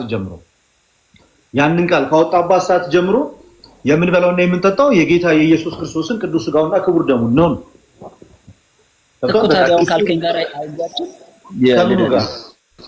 አሁን ካልከኝ ለምን መሰለህ አብርሃም ያወጣው እንትን መስዋዕት ብለህ ነገርከኝ። እኔ ደግሞ ብሉይ ኪዳን ለማን ነው ሄድኩና የእስራኤላውያን የመገናኛው ድንኳን ውስጥ ስለሚቀርቡት ስለ ኃጢአት መስዋዕቶች ውስጥ አንስቼ ስለ ኃጢአት የሚሰዋው የእንስሳው ሥጋ በፍጹም በተለይ ይሄ ሊቀ ካህኑ ይዞት የሚገባው አለ አይደለ? ኃጢአት አስተሰሪም ነበር። ሲጀመር የብሉይ ኪዳኑ መስዋዕት ኃጢአት አስተሰሪም ነበር። ምሳሌ ነው ልደቴ። ኃጢአት አስተሰሪም ለምሳሌ ኃጢአት የአዲስ ኪዳኑ ግን ማለት ነው። የአዲስ ኪዳኑ ይሄ ጌታ ኢየሱስ ክርስቶስ በማቴዎስ ወንጌል ይሄ ለአዲስ ኪዳን ለኃጢአት ይቆያዳምጥ ለአዲስ ኪዳን ለኃጢአት ይቅርታ የፈሰሰ ደሜ ነው ብሎ የተናገረው እሱ ለኃጢአት ይቅርታ ይሆናል። የብሉይ ኪዳኑ ግን በጭራሽ ለኃጢአት ይቅርታ አይሆንም። በጭራሽ በምንም አይነት መስፈርት ያልኩት ምንድነው ልደት ያልኩህ እኮ ሀሳብ ገብቶኛል። ያልኩህ ደም አይበላም በብሉይ ኪዳን የሚረጭ ነው። በላን እኛ ሊትራሊ ይሄ ደም የሰው ደም መች በላን እኛ ጠጣን። የክርስቶስን ደም የሰው ደም ለኃጢአት የሚቀርብ ደም አይደለ? እሺ በብሉይ ኪዳን የሚቀርበው የኃጢአት መስዋዕት አለ አይደለ? የሚታረደው በተለይ ሊቀ ካህኑ በዓመት አንዴ ወደ ቅድስተ ቅዱሳን ይዞት የሚገባው የእንስሳት ሥጋ የታረደው መስዋዕቱ ይቃጠላል ከሰፈር ውጭ ይወጣል እንጂ አይበላም። ባሺ በአዲስ ኪዳን ምን ሆነ? በአዲስ ኪዳን ያንን መስዋዕት ማን ተካው? ክርስቶስ ራሱን ምን አድርጎ መስዋዕት አደረገ? ክርስቶስ በጋ ቀረበ ራሱ መስዋዕት አድርጎ አቀረበ። ልደትዬ ገብቶኛል እኮ ሀሳብ እየተከራከርኩ አይደል? በጋ ቀረበ ወይንስ ራሱ መስዋዕት አድርጎ አቀረበ? ክርስቶስ በአዲስ ኪዳን ምኑን ያቀረበ? ራሱን። በጣም ጥሩ። ራሱ መስዋዕት አድርጎ አቀረበ ጌታ ኢየሱስ ክርስቶስ። ከዛ ያ የክርስቶስ ስጋ እየተሸነሸነ ለሰው ተሰጠ። አሁን እኮ አንተ ስትለኝ ምንድን ነው ያልኩት? መልስልኝ አንድ ጊዜ። ስጋው እየተሸነሸነ ተሰጠ ወይንስ እንዴት ነው የኃጢአት ስርየቱ? ይሆን በምንቆርበው የቅዱስ ቁርባን አማካይነት ስጋና ደሙን ወሰድን እያልከኝ አይደል? በቃ ቴንክ ዩ። በምንወስደው እኮ በጣም ጥሩ። በምንወስደው ክርስቶስ ስጋዬ ነው እንዳለ፣ ምክንያቱም ሐዋርያት አይደሉም መጀመሪያ ይህን ነገር ይሄ እውነተኛ ስጋ ነው ያለው ራሱ ክርስቶስ። በቃ አነሳ ህብስቱን ስጋዬ ነው፣ እንጀራውን ስጋዬ ነው ብሎ ጠራው። እኛም ዛሬ በቅዳሴ ጸሎት ከቅዳሴ ጸሎት በኋላ የምንቀበለው ያ ቁርባን ጌታ ኢየሱስ ክርስቶስ እውነተኛ ስጋ ነው ብለን እንድንቀበል ያስቻለን በዋነኝነት ክርስቶስ ኢየሱስ አመስግኖ ስጋዬ ነው ስላለ እኛም ስጋ ነው ብለን ይህንን ነገር ክርስቶስ ለኃጢአት ይቅርታ የሚፈስ ደሜ ነው እንዳለ ታውቃለህ? አዎ እኮ ልደትዬ ልክ ነው። እሱ ብቻ አይደለም። እኔ ጥያቄ ገብቶኛል። በብሉይ ኪዳን ሊትራሊ ደም ነው። በአዲስ ኪዳን ዝም ሲጀመር በብሉይ ኪዳን ደም እንኳን ቢፈስ ያ ደም ኃጢአት ያስተሰሪ ነበር።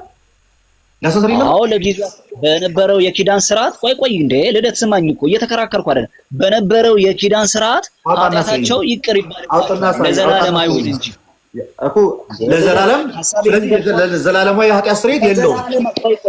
ለጊዜውም ቢሆን ኃጢአታቸውን ያስተሰርይላቸው። ለጊዜው ከእግዚአብሔር ጋር ይታረቁበታል። ለጊዜው ጊዜያዊ እርቅ ያገኙበታል። አንድ አዳምጠኝ ቆይ ፕሊዝ። ለጊዜው ጊዜያዊ እርቅ ያገኙበታል። ዘላለማዊ የኃጢአት ስርየት ያገኛሉ? አያገኙም። እሱማ ክርስቶስ ነው። አያገኙም። በሐዲስ ኪዳን እሳ በማቴዎስ ወንጌል ምዕራፍ 26 ቁጥር 26 ላይ ይህ ለኃጢአት ይቅርታ የሚፈስ የሐዲስ ኪዳን ደሜ ነው ብሏል አላለ? ለምን ይቅርታ የሚፈስ አለ? ልደትዬ ተቀብያለሁ እኮ እንትን ነው ሰፋ አሁን የመጨረሻ አንድ ነገር ብቻ ልንገርህ። ክርስቶስ ይህ ጽዋ ከክርስቶስ ኢየሱስ ደም ጋር ህብረት ያለው አይደለምን ብሏል አላለም? እሺ ነው እኮ ተቀብያለሁ። ደሙ ከክርስቶስ ጽዋው ከክርስቶስ ደም ጋር ህብረት አለው የለውም? ነው ልደት የምትጠይቀኝ አይደለም። ህብረት አለ ወይንስ የለውም ነው የኔ ጥያቄ። ህብረት አለው እኮ ህብረት አለው እንጂ ህብረት አለው ማለት ምን ማለት ነው? ህብረት አለው ማለት አንድ ነው። ተቀበልኩ እኮ ልደት። ስጋው ነው የሰጠን እንጀራ እውነተኛው ስጋው ነው የሰጠን ወይን እውነተኛ ደሙ ነው ብለን ተቀበልን አይደለ? እውነተኛ ደሙ። በጣም ጥሩ። ከተቀበልን እውነተኛ ደሙ ከሆነ ለኃጢአት ይቅርታ የማይሆንበትን አንድ ምክንያት ንገረኝ። አረ ለኃጢአት ይቅርታ ነው አልኩ። አሁን እኮ ጥያቄ አልገባም ልደት። ሰፋ አድርግና ስማኝ። እኔ እኮ ልከራከር እንትን ልደ አይደለም። ይቅርታ ነው ብላምን አረ ነው እንዴ? እንዴት ነው ማላም ነው? እንዴት ነው ማላም ነው? ለኃጢአት ነው ከእንስሳት የሚበልጥ ለዘላለም ለኃጢአት ይቅርታ ነው እንጂ እንዴት ነው ማላም ነው እሱ? እኔ አሁን እኮ ጥያቄ እሱ አይደለም። የቆ አልሰማኸኝም እኮ ልደት። እኔ ያልኩ ምንድነው በብሉይ ኪዳን አሁን ቆይ በአዲስ ኪዳን ልበል አሁን በምንወስደው ደሙ እውነተኛው ደም ከሆነ የምንወስደው በቅዱስ ቁርባኑ ማለት ነው። ስጋው እውነተኛው እንጀራው እውነተኛው ስጋና ደሙ እውነተኛው የክርስቶስ ደም ከሆነ የምንወስደው ማለት ነው። በብሉይ ኪዳን እኮ ደም አይጠጣም ነበር ወይ አይበላም ነበር። ኃጢአት ነው፣ ደምን አፍስሱት ነው የሚለው። እሱ እንኳን እሱ አይደለም እንትን ላይ ምንድነው ሐዋርያት ስራ ላይ ከደም ከታነቀም ከዝሙት እንድትርቁ ተብሏል። ይህ አይጋጭም ወይ? እንደገና ለኃጢአት መስዋዕት የአዲስ ኪዳን ማን ነው አሮን ይዞት የሚገባው በመጨረሻው ሰዓት ላይ በአመት አንዴ ወደ ቅድስተ ቅዱሳን ይዞት የሚገባው ደሙን እንትኑ ደም አለ ይዞት የሚረጨው እዛ ነው የሚረጨው። ስጋው የሚቀርበው ለኃጢአት መስዋዕት የሚቀርበው ስጋ ይቃጠላል፣ አመዱ ታፍሶ ከሰፈር ውጭ ይደፋል እንጂ አይበላም። ከሱ ጋር አይጋጭም ወይ ነው ጥያቄ ነው የጠየቁት። ልደት ሐሳቤ ገብቷል። ልመልስልህ። በጣም ቆንጆ ጥያቄ።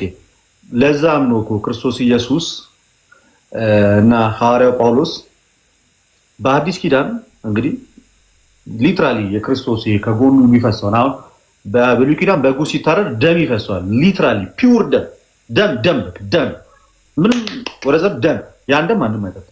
በአዲስ ኪዳንስ ክርስቶስ በመስቀል እንዲህ ታርዶ እንዲህ ተሰንጥቆ ደሙ ፍስስ ይል ቅድት ጥጥት ነው እንደምናደርገው እንደዛማ አናደርግም። እንደዛም አይደለም የሚደረገው። ግን ታዲያ ደሙ ነው ብለን የማይጋጨው ታዲያ ከዛ ጋር ለምንድን ነው ስንል በብሉይ ኪዳንም የእንስሳቶቹ ደም ሊትራሊ አልተጠጣም። በአዲስ ኪዳንም ክርስቶስ ጎኑን እየወጋን ደሙን እየቀዳን እንደዚህ አልጠጣንም። ስለዚህ ግጭት የለውም። ታዲያ ግን እንደዛ ካልሆነ እና እንዴት የክርስቶስ እውነተኛ ደም ነው ልትሉ ቻላችሁ? በጣም ቀላል። ክርስቶስም ጽዋው ደሜ ነው አለ። ጳውሎስ ደግሞ ይሄ ጽዋ ከክርስቶስ ደም ጋር ህብረት ያለው ነው። የምንጠጣው ጽዋውን ወይኑ የወይንነት ጣዕሙን በጭራሽ አይቀይርም፣ በጭራሽ አይቀይርም። ግን ምን አለ ጳውሎስ? ይሄ ወይን ወይንም ደግሞ ይሄ ጽዋ ከክርስቶስ ኢየሱስ ደም ጋር ህብረት አለው። ህብረት አለው ማለት አንድነት አለው። አንድነት ካለውና ህብረት ካለው የምንጠጣው ሊትራሊ የሆነ የሰው ደም በቀጥታ የፈሰሰ የሰው ደም ሳይሆን ከመለኮት ጋር ከክርስቶስ ጋር ህብረት ያለውን ያንን ወይኑን ነው የምንጠጣው። ከማን ደም ጋር ህብረት ያለው? ከክርስቶስ ኢየሱስ ደም ጋር ህብረት ያለውን። ከዛ የተነሳ ደምህ ነው ብለን እንድንጠጣ የሚያደርገን ከእውነተኛው ከክርስቶስ ኢየሱስ ደም ጋር ከመለኮት ጋር የተዋሃደው ያ ደም ከእሱ ጋር ህብረት ያለውን ደም ስለሆነ የምንጠጣው። ስንጠጣ በእምነት ጌታም እሱኑ ነው ደሜ ነው ያለው። ደሜ ነው ብሎ የጠራው ደግሞ ክርስቶስ ከደሙ ጋር ህብረት ስላለው ነው ያንን የጠራው። ከዚህ የተነሳ ስንጠጣ የምንጠጣው ወይኑ ነው። ያ ወይን ግን ከጌታ ደም ጋር ህብረት ስላለው የጌታ ደም እያልን ነው የምንጠጣው። ገብቶሃል? አሁን አገኘ አንተ ጥያቄ አሁን መልስህ ሙሉ ለሙሉ አላረካኝም። እሺ ወደ ሌላ እንሂድ። ይቀጥል። አንደኛ ህብረትና አንድ መሆን በጣም ይለያያል። ከክርስቶስ ጋር እንትን የለውም፣ ልዩነት የለውም። ጳውሎስ እኮ ሲናገር እኮ እንደዛ ነው ያለው። የምንባረከው አለ ያውም የምንባረከው የበረከት ጽዋ ከክርስቶስ ደም ጋር ህብረት። የግሪኩን ቃል ብታየው አንድ የግሪኩ ቃል አንድነት። ባልና ሚስት አንድ ህብረት ሆኑ ማለት አንድ ናቸው ማለት አይደለም። በእንደዚህ አይነት ሴንስ አይደለም የታሰረው ጳውሎስ። በእንደዚህ አይነት ልዝለለው ይህን ጥያቄ ሌላ ጊዜም ስለምትመልስልኝ ችግር ኖ አይ አንድ እዚህ ጋር ትንሽ የተወሰነ ላጥረው። የግሪኩን ቃል ብታየው እዛ ጋር የሚጠቀሙ የግሪኩ ቃል አንድነት ነው የሚያሳየው። አንድነት አይደንቲካሊቲ ነው እንጂ የሚያሳየው ሁለት የተነጣጠሉ ነገሮች ወደሆነ ነገር የመምጣታቸው ነገር አለ። ወይም ደግሞ ተነጣጥለው ግን በጋብቻ በሆነ መንገድ አንድነታቸው በዛ መንገድ አለ የሚያሳይ። የእውነት በመካከላቸውን ያለ አንድነት ነው የሚያሳይ። ዩኒየን የሚለው የእንግሊዝኛው ቃል ህብረት የሚለው የአማርኛው ቃል አንድነት ወይም መነጣጠል የሌለ አንድነት ነው የሚያሳየው። ገብተህ ቼክ ሪፈር ማድረግ ትችላለህ። ከዚህ የተነሳ ጳውሎስም እውነተኛ ከጌታ ደም ጋር ህብረት ያለው አይደለምን የምንባረከው የበረከት ጽዋ ከክርስቶስ ኢየሱስ ደም ጋር ህብረት ያለው አይደለምን ነው እንጂ በምንድነው ህብረት ሊኖረው የቻለው? ሲጀመር ክርስቶስ ጽዋውን ብድግ አድርጎ ባርኮ ሲሰጣቸው ደሜ ነው ብሎ ስለሰጣቸው ጌታ ደሜ ነው ብሎ የጠራውን ያንን እኛም ደሜ ነው ብለን የምንጠጣው ከእውነተኛው ከክርስቶስ ደም ጋር ህብረት ስላለው እውነተኛ የጌታ ደም ነው ብለን እንድንጠጣ ያደርገናል። እሺ ሁለተኛ ማለት ነው ደሙን ራሱ ክርስቶስ ጠጥቷል አይደለ? ያችን ጽዋ ማለት ነው ሲካፈል ራሱን ጽዋውን አንስቶ እየጠጣ ነበር እኮ ክርስቶስ የራሱን ደም ጠጥቷል ማለት የራሱ እንደዚህ አይነት አሁን ማነጋገር ይቅርታ እንትን ነው አሁን ይሄኛውን ጥያቄ እንድመልስልህ ከላይ ያለውን ተግባብተናል፣ ተማምነናል። እሺ ተግባብተናል። አረካውም እንጂ ተግባብተናል። ልደት አንተ ባልከኝ እኮ መልስን አስቀምጣ። አንተ መታሰቢያ ነው ስትል ቅድም የጠየቁት ጥያቄ ነበር። እሺ መታሰቢያ ሰረስኩት እኮ መታሰቢያ የሚለውን አጠፋሁት። ትክክል ነው። እውነተኛ ደሙና ስጋ ነው። ስለዚህ እውነተኛ የጌታ ስጋና ደም ነው። ስጋና ደም ነው። ግን ጥያቄ ያስነሳለሁ። የኔ ጥያቄ ለምን በብሉይ ኪዳን ደም ስለማይል ከዛ ጋር ይጋጭልናል። መግባባት ያልቻልነው እኔና አንተን አንደርስታንድ መደረግ ያልቻልነው ሊትራሊ የሰው ደም ጠጥተናል ወይ? እኛ ጠጥተናል። የክርስቶስ ደም ጠጥተናል። የክርስቶስ ደም ስለ ይሄ ክርስቶስ አለ ለምሳሌ ሰው ክርስቶስ ፍጹም ሰው ፍጹም አምላክ ነው አይደለ? ይሄ ሰውነታችን እንግዲህ ደምና ስጋን የያዘ ነው አይደል? ይሄ ቦዲያችን የሰው ስጋ ሲባል ደምና ስጋ የያዘ ነው እኮ። አሁን እኮ የምንወስደው ደም እኮ ከክርስቶስ ጋር ደም ላለመረዳት ነው እንዲህ የምታወራው። እሺ ይኸው ዝም አልኩሽ። አሁን ለምሳሌ እኔ በሰውነቴ ውስጥ ደም አለ፣ ስጋ አለኝ፣ ደም አለኝ፣ አጥንት አለኝ። እኔ አሁን እዚህ ጋር ብወጋ የሆነ ነገር ጭረት ቢያገኝ ይደማል። ያ ሊትራሊ የሰው ልጆች ደም ነው። ያ ደም ክርስቶስ ኢየሱስ አለው። ምክንያቱም ከድንግል ማርያም ፍጹም ስጋን ስለተካፈለ ፍጹም ስጋን ነፍስን ስጋን ስለተካፈለ ያ ደም አለው። ኦኬ አለው። እና እኛ የምንጠጣው ያንን ደሙን ነው ወይ? ሊትራሊ ከሰውነቱ ውስጥ የሚፈሰውን ደም ነው እሱ የምንጠጣው አላለም። እሱን እንጠጣለን አላለም።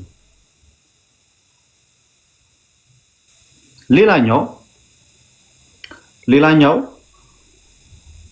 ማርክ ሊደረግበት የሚገባው ትልቁ ፖይንት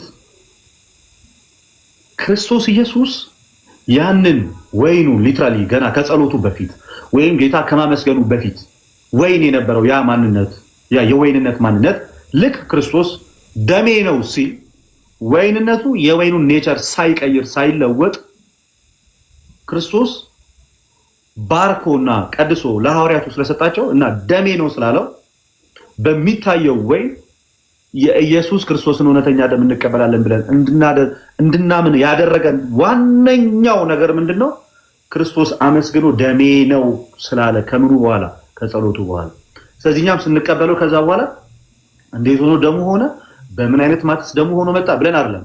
በእምነት ደሜ ነው ያለውን ክርስቶስ የስ ደም ነው ብለን መቀበል ነው። በቃ ሌላኛው እሺ አንተ በምትለው ማለት ነው አሜን ብለን መቀበል ነው ማለት ነው። ገብቶኛል። አሁን የምንበላው ስጋውንና ማነው ቂጣውንና ወይኑን ደሙ ነው፣ ስጋው ማነው ቂጣው ደግሞ እንጀራው ነው ብለን የተፈጥሮ እንትኑን ሳይለቅ መቀበል በእምነት ማለት ነው።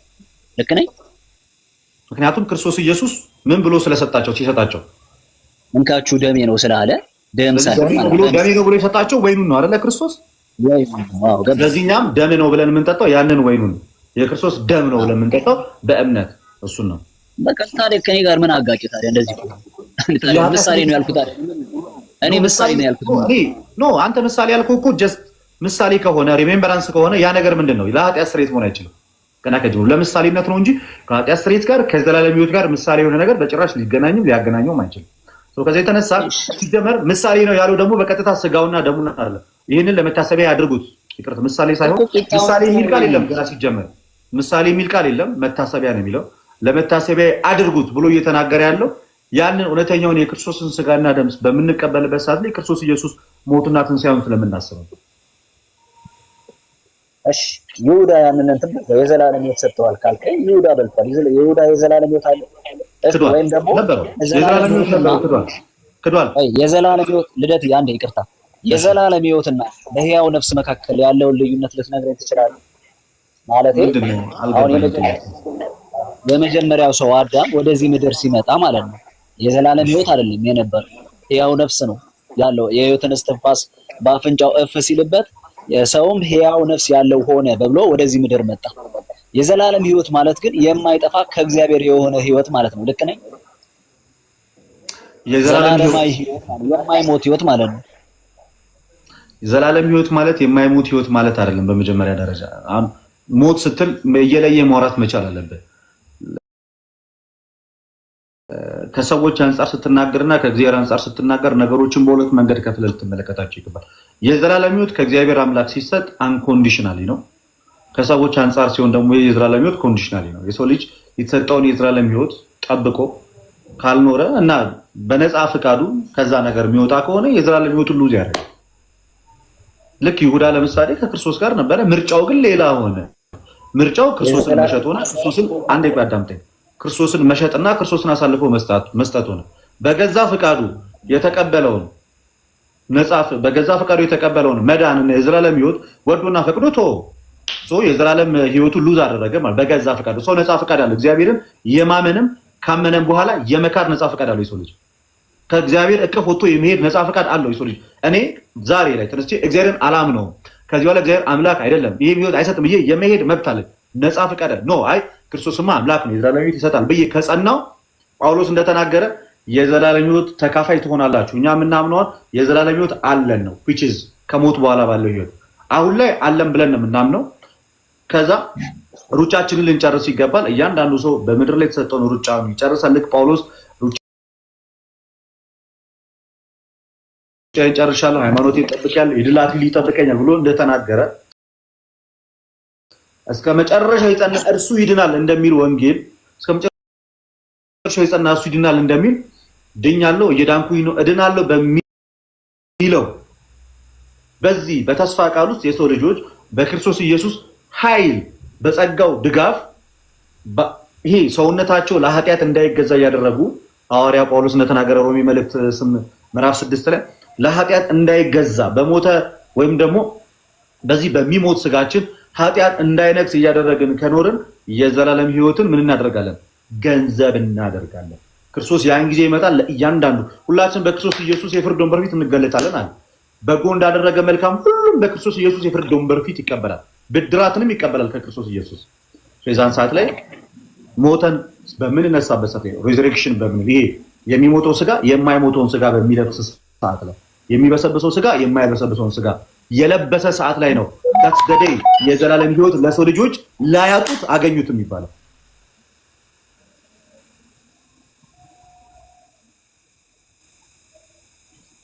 ይሰማል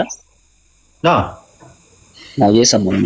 በቃ ስለዚህ ያ በዛ ሰዓት እንትም የጌታን ራስ የተካፈሉ ሰዓት ለሌሎቹ ሐዋርያቶች የዘላለም ህይወት ነበራቸው ማለት ይሁዳን ጣለው ነበራቸው አላቸው አሁንም አላቸው በሰዓቱም ነበራቸው አሁንም አላቸው። ልደቴ ጥያቄ ምን መሰለህ የጌታና አንድ የተካፈሉ ጊዜ ያው የቆረሱትን እንጀራንና የጌታን ደም ማለት ነው የቆረሱትን የጠጡትን ጽዋ የተካፈሉ ጊዜ የዘላለምን ህይወት ተቀብለዋል ማለት ነው። የሳሳት ይሁዳ ተወክሏል እሱ አጥቶታል። እነኛ የቀሩት 11 ነበራቸው። አዎ አልኩኝ እኮ አልሰማኝም። እንዴት ያለ መንፈስ ቅዱስ ነው ወደ የዘላለም ህይወት እንዴት ሊያገኙ ቻሉ? በጣም ጥሩ። አንድ ሰው ለመዳን ምን ያስፈልገዋል? በዋነኝነት አማኝ መሆን አለበት። የጌታን ስጋና ደም መቀበል አለበት። የመንፈስ ቅዱስን ወይንም ደግሞ በመንፈስ ቅዱስ መሞላት አለበት። ሐዋርያት መንፈስ ቅዱስ እንዳልተቀበሉ አንተ በምን አወቅ? በየትኛው እንትን በበሉ ሰዓት ከዛ በኋላ እኮ እንትን መጣ። አንተኛ ሞቶ ከተነሳ በኋላ እንዳልተቀበሉ በምን አወቅ? ተቀበሉን ግልጽ ነው እኮ ኢየሱስ ገና ስላልሞተ መንፈስ አልወረደም ነበር፣ ስላልከበረ መንፈስ አልወረደም ነበርና ይለይለ እንዴ የመንፈስ እንዳጠቃላይ ሐዋርያት መንፈስ ቅዱስን እንዳልተቀበሉ በምን አወቅ አንተ? አልተቀበሉም። የእግዚአብሔር የትንቢት ቃል በኢዩኤል የተነገረው የትንቢት ቃል የተፈጸመው ሐዋርያት ሥራ ምዕራፍ 2 ላይ ነው። እነሆ ከሥጋ በለበሰ ሁሉ ከመንፈስ ያፈሳለው የሚለው የትንቢት ቃል የተፈጸመው የዛን ጊዜ መንፈስ ቅዱስ ሲወርድ ነው። ክርስቶስ ኢየሱስ ሐዋርያትን እጁን ጭኖ እፍ አለባቸው የሚል ፓርት የለም። እሱ ያለው ሞቶ ከተንካለ በኋላ ከተነሳ በኋላ በመጨረሻው ሰዓት ከትንሣኤው በኋላ ነው። ከማረጉ በፊት ክርስቶስ ከነሱ ጋር በነበረበት ሰዓት ላይ ሐዋርያት ሥራ ላይ ከመድረሳቸው በፊት ሐዋርያት መንፈስ ቅዱስን አልተቀበሉም ነበር። አልተቀበሉም። ልደት ከራስ የበሉት መንፈስ እሱ ብሎ መንፈስን አልሞላባቸው። እሱ የሞላባቸው እኮ ሞቶ ከተነሳ በኋላ ነው። እራቱን የበሉት እኮ ከመሞቱ በፊት ነው። እኔ የፈለኩት አንዴ አዳምጠኝ፣ ተረጋጋና አዳምጠኝ። ሐዋርያት ሥራ ላይ ከመድረሳቸው በፊት ከማረጉ በፊት ነው የምልህ። ከማረጉና ወደ ሰማይ ሄዶ ከ50ኛው ቀን ከ10ኛው ቀን በኋላ ነው አይደል የሰጣቸው መንፈስ ቅዱስ ይላከው? በበዓለ ሃምሳ ከዛ በፊት ክርስቶስ ኢየሱስ ወደ አባቱ ከማረጉ በፊት ሐዋርያትን እፍ ብሎባቸው መንፈስ ቅዱስን አልሞላቸውም? ሞልቷቸዋል። በጣም ጥሩ።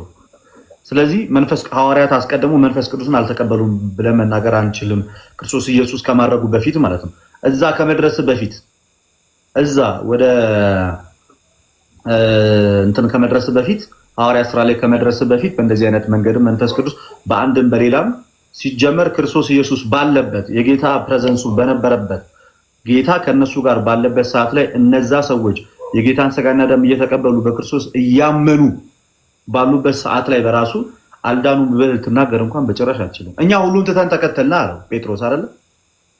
ገና ጌታ ከሞቱ ከዛ ምን አለው? ከዛ ለዘላለም ምን አለው? ከዛ በምድር መቶ እጥፍ አለ አይደለ? በሰማይም ደግሞ ይዘላለ። በ12 የእስራኤል ነገር ላይ ትፈርዳለህ አላለም ብሏል እኮ። የታችሁ ናቸው ትፈርዳላችሁ ነው ያላቸው። ትፈርዳላችሁ። ስለዚህ እነኚህ ሰዎች በዚህ ትንቢት ውስጥ እነዚህ ሰዎች የዘላለም ሕይወት ሳይኖራቸው ነው ይሄ ሁሉ ቃል ሲሰጣቸው ትፈርዳላችሁ ሲባላችሁ የነበረው የዘላለም ሕይወት ሳይኖራቸው ነው። ከጌታ ጋር ቁጭ ብለው ማዕዱን በሚካፈሉ ሰዓት ላይ የዘላለም ሕይወት ሳይኖራቸው ነው የነበሩት ማለት ነው። እሺ እንደዚህ ከሆነ ልደት አንተ ያልከኝን ቃል ልቀበልና ያለ መንፈስ ቅዱስ መውረድ የዘላለም ሕይወት ማግኘት ይቻላል ማለት ነው። ለምን አይቻልም? ነው ሕይወት የሚሰጠው መንፈስ አይቻልም። ይኸውልህ አሁን የኔን ንግግር አንድ አዳምጠኝ።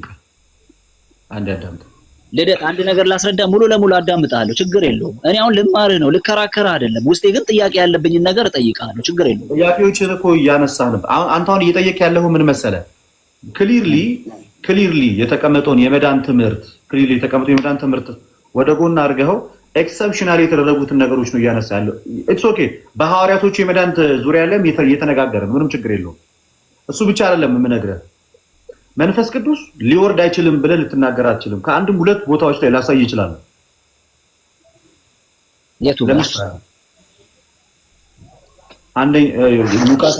ሉቃስ 1:43 የሰላምታሽን ድምፅ በሰማ ሰዓት ጽንሱ በማህፀን ውስጥ በደስታ ዘለለ፣ በኤልሳቤጥም መንፈስ ቅዱስ ምን አለባት ይላል። ሞላባት።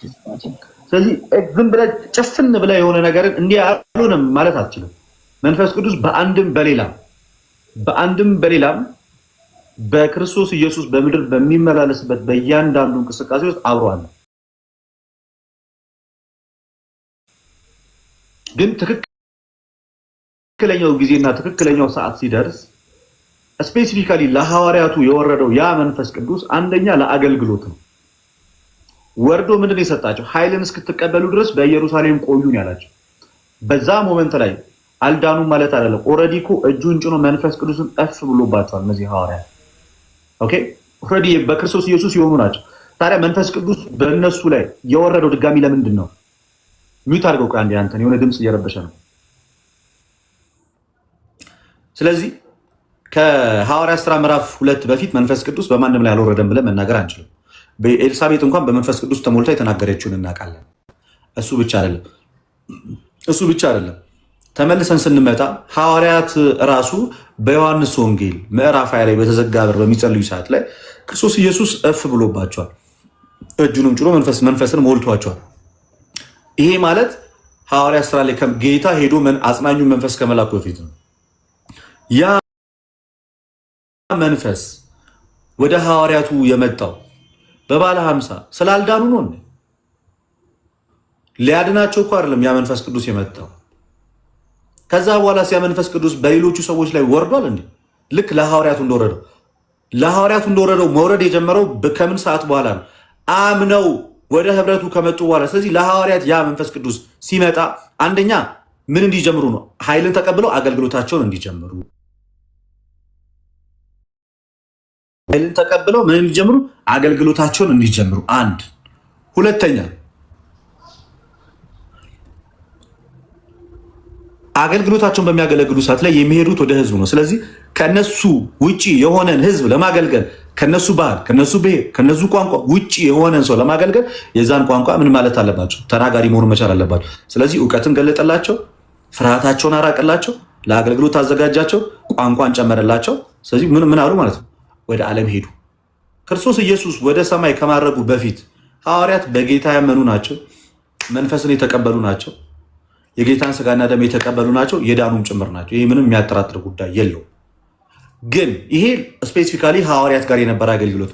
ከዛ በኋላስ ጌታ ምንድን ያላቸው? ሐዋርያቱን ሲልካቸው ሌሎቹ ሰዎች ግን በእንደዚህ አይነት መንገድ ነው የዳኑት? ነው አይደለም። ሌሎቹ ግን ምንድን ነው ያምናሉ። ልክ ሐዋርያት ሥራ ምዕራፍ 2 ከቁጥር 37 ጀምሮ እንዳለው ልባቸው ተነካ። በሐዋርያት ስብከት ልባቸው ተነካ። ወንድሞቹ ምን እናደርግ ሲሉ ንስሐ ገቡ። ምን እንታገኙ? የኃጢአት ስርየትን እንድትቀበሉ። ቴንኪዩ ቅዱስዬ፣ የመንፈስ ቅዱስንም ስጦታ እንድትቀበሉ። ስለዚህ ከሐዋርያት በኋላ ለተነሱት የመጀመሪያ አማኝ ክርስቲያኖች ንስሐ መግባት፣ መጠመቅ፣ የጌታን ስጋና ደም መቀበል ሳይመልቲኒየስሊ ኦን ደ ስፖት የሚሆን እዛው ጋር የሚሆንላቸው። የሐዋርያት አካሄድ እንዴት ነበር? አንደኛ ከጌታ ጋር የነበሩት የማያወላዳው ነገር ከጌታ ጋር የነበሩት ራሱ ጌታ በማዕከላቸው ነበረ። ሲጀመር የዘላለም ሕይወት እንዳላቸው አስረግጦ ነግሯቸዋል። በ12ቱ የእስራኤል ወንበር ላይ ቁጭ ብሎ እንደሚፈርዱ እፍም ብሎ መንፈስ ቅዱስን ሞልቷቸዋል። ስልጣነ ክህነትንም አድሏቸዋል። አልፎ ተርፎ ስጋውና ደሙን ሰጥቷቸዋል። ስለዚህ እነዚህ ሰዎች ከመንፈስ ቅዱስ የራቀ ሕይወት አልነበራቸውም። ሁለተኛ ግን መንፈስ ቅዱስ ሲወርድላቸው ምንድን ነበር? ፍርሃታቸውን አራቀላቸው፣ ለአገልግሎት አዘጋጃቸው፣ ቋንቋን ጨመረላቸው፣ ወደ ህዝቡ ላካቸው። ከዛ እጅ እየጫኑ ሌላውንም ምን ማድረግ ጀመሩ? ወደ ጌታ ኢየሱስ ክርስቶስ መጥራት ጀመሩ። ስለዚህ ከክርስቶስ ጋር በነበሩበትና ስጋው ደሙን በሚቀበሉበት ሰዓት ላይ የዘላለም ሕይወት ያላቸው ናቸው ሐዋርያት። ብቻ ሳይሆን መንፈስ ቅዱስም እንዳላቸው ነግረናል። ልክ ነኝ? አዎ ኦፍኮርስ ይላል እኮ ሲጀመር መንፈስ ቅዱስን የሚሰጠው አካል በመካከላቸው ሆኖ ራሱ ከመንፈስ ቅዱስ የራቀ ሕይወት እንዴት ይኖራቸው ይችላል? ታዲያ እንደዚህ ከሆነ ኢየሱስ ክርስቶስ እኮ ጥያቄ ጠይቃቸዋል።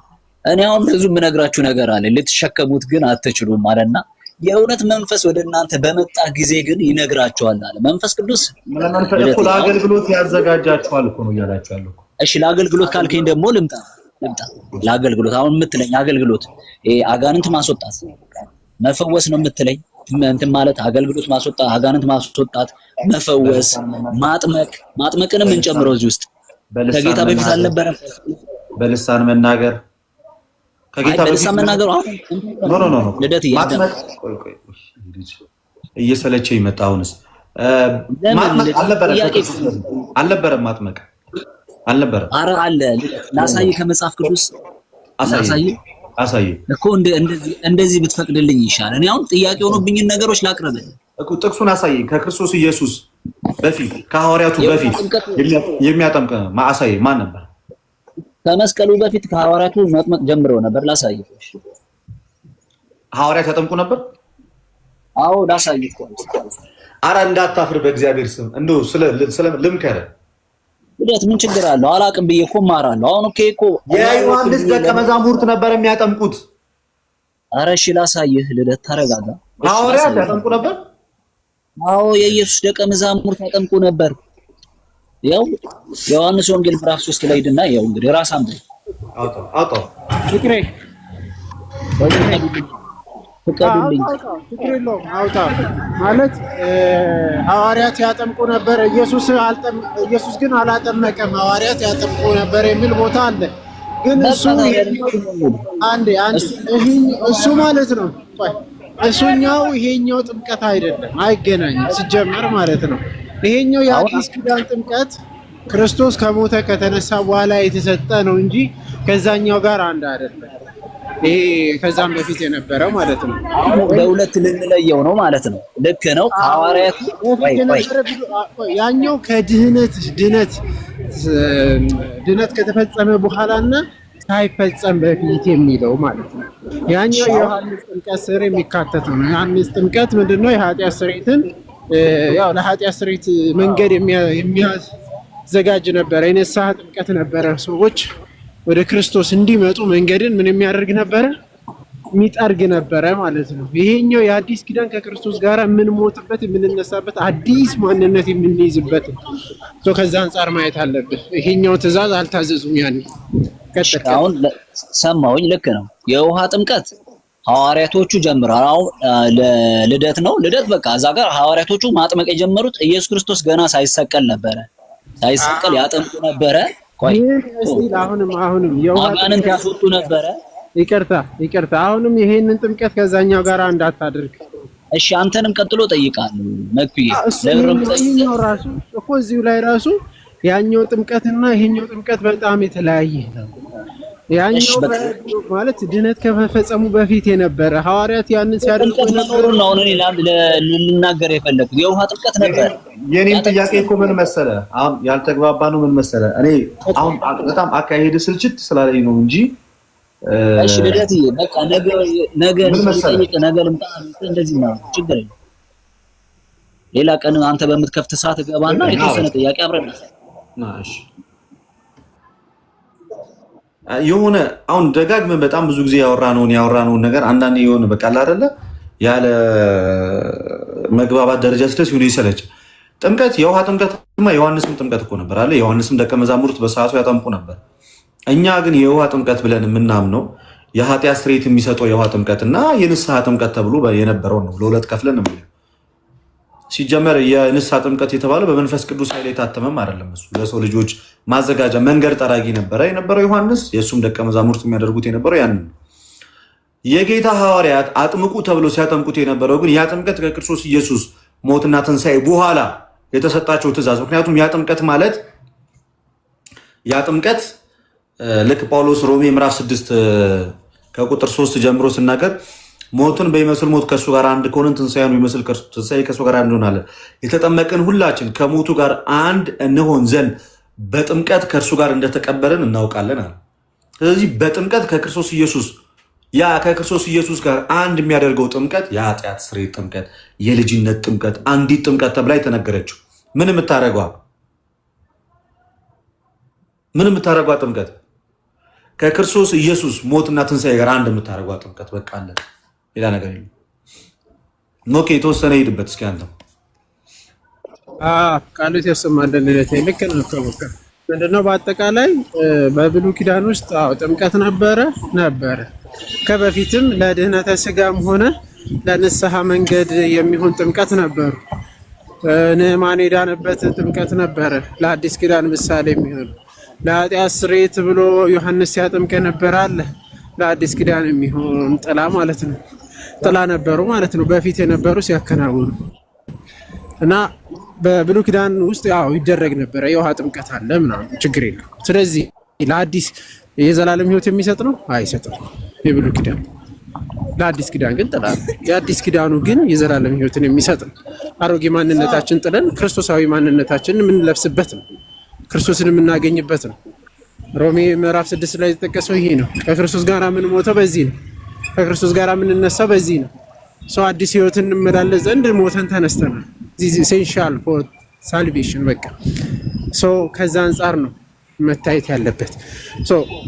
እሱ ራሱ በነገራችን ላይ ለኃጢአት ስርየት ብሎ ነው የሚያምነው ይሄ ልጅ እና ፍቅሬ ሜቢ ነገ መምጣት ትችላለህ፣ ትጠይቃለህ። እኔም ቤት ስከፍት መምጣት ትችላለህ።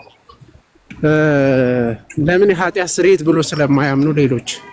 አንተ እንግዲህ ለብቻ ቤተ እምነትን ለይተህ ከሙሉ ወንጌል ማለት ነው ለኃጢአት ስርየት ታምናለህ። ሌሎቹ ግን በጣም ይገርማል። ግን በጣም ብዙ አይነት ትምህርቶችን እናገኛለን በዚህ ውስጥ እና ልደቴ ቃሉት ያሰማልን። ቀጥል።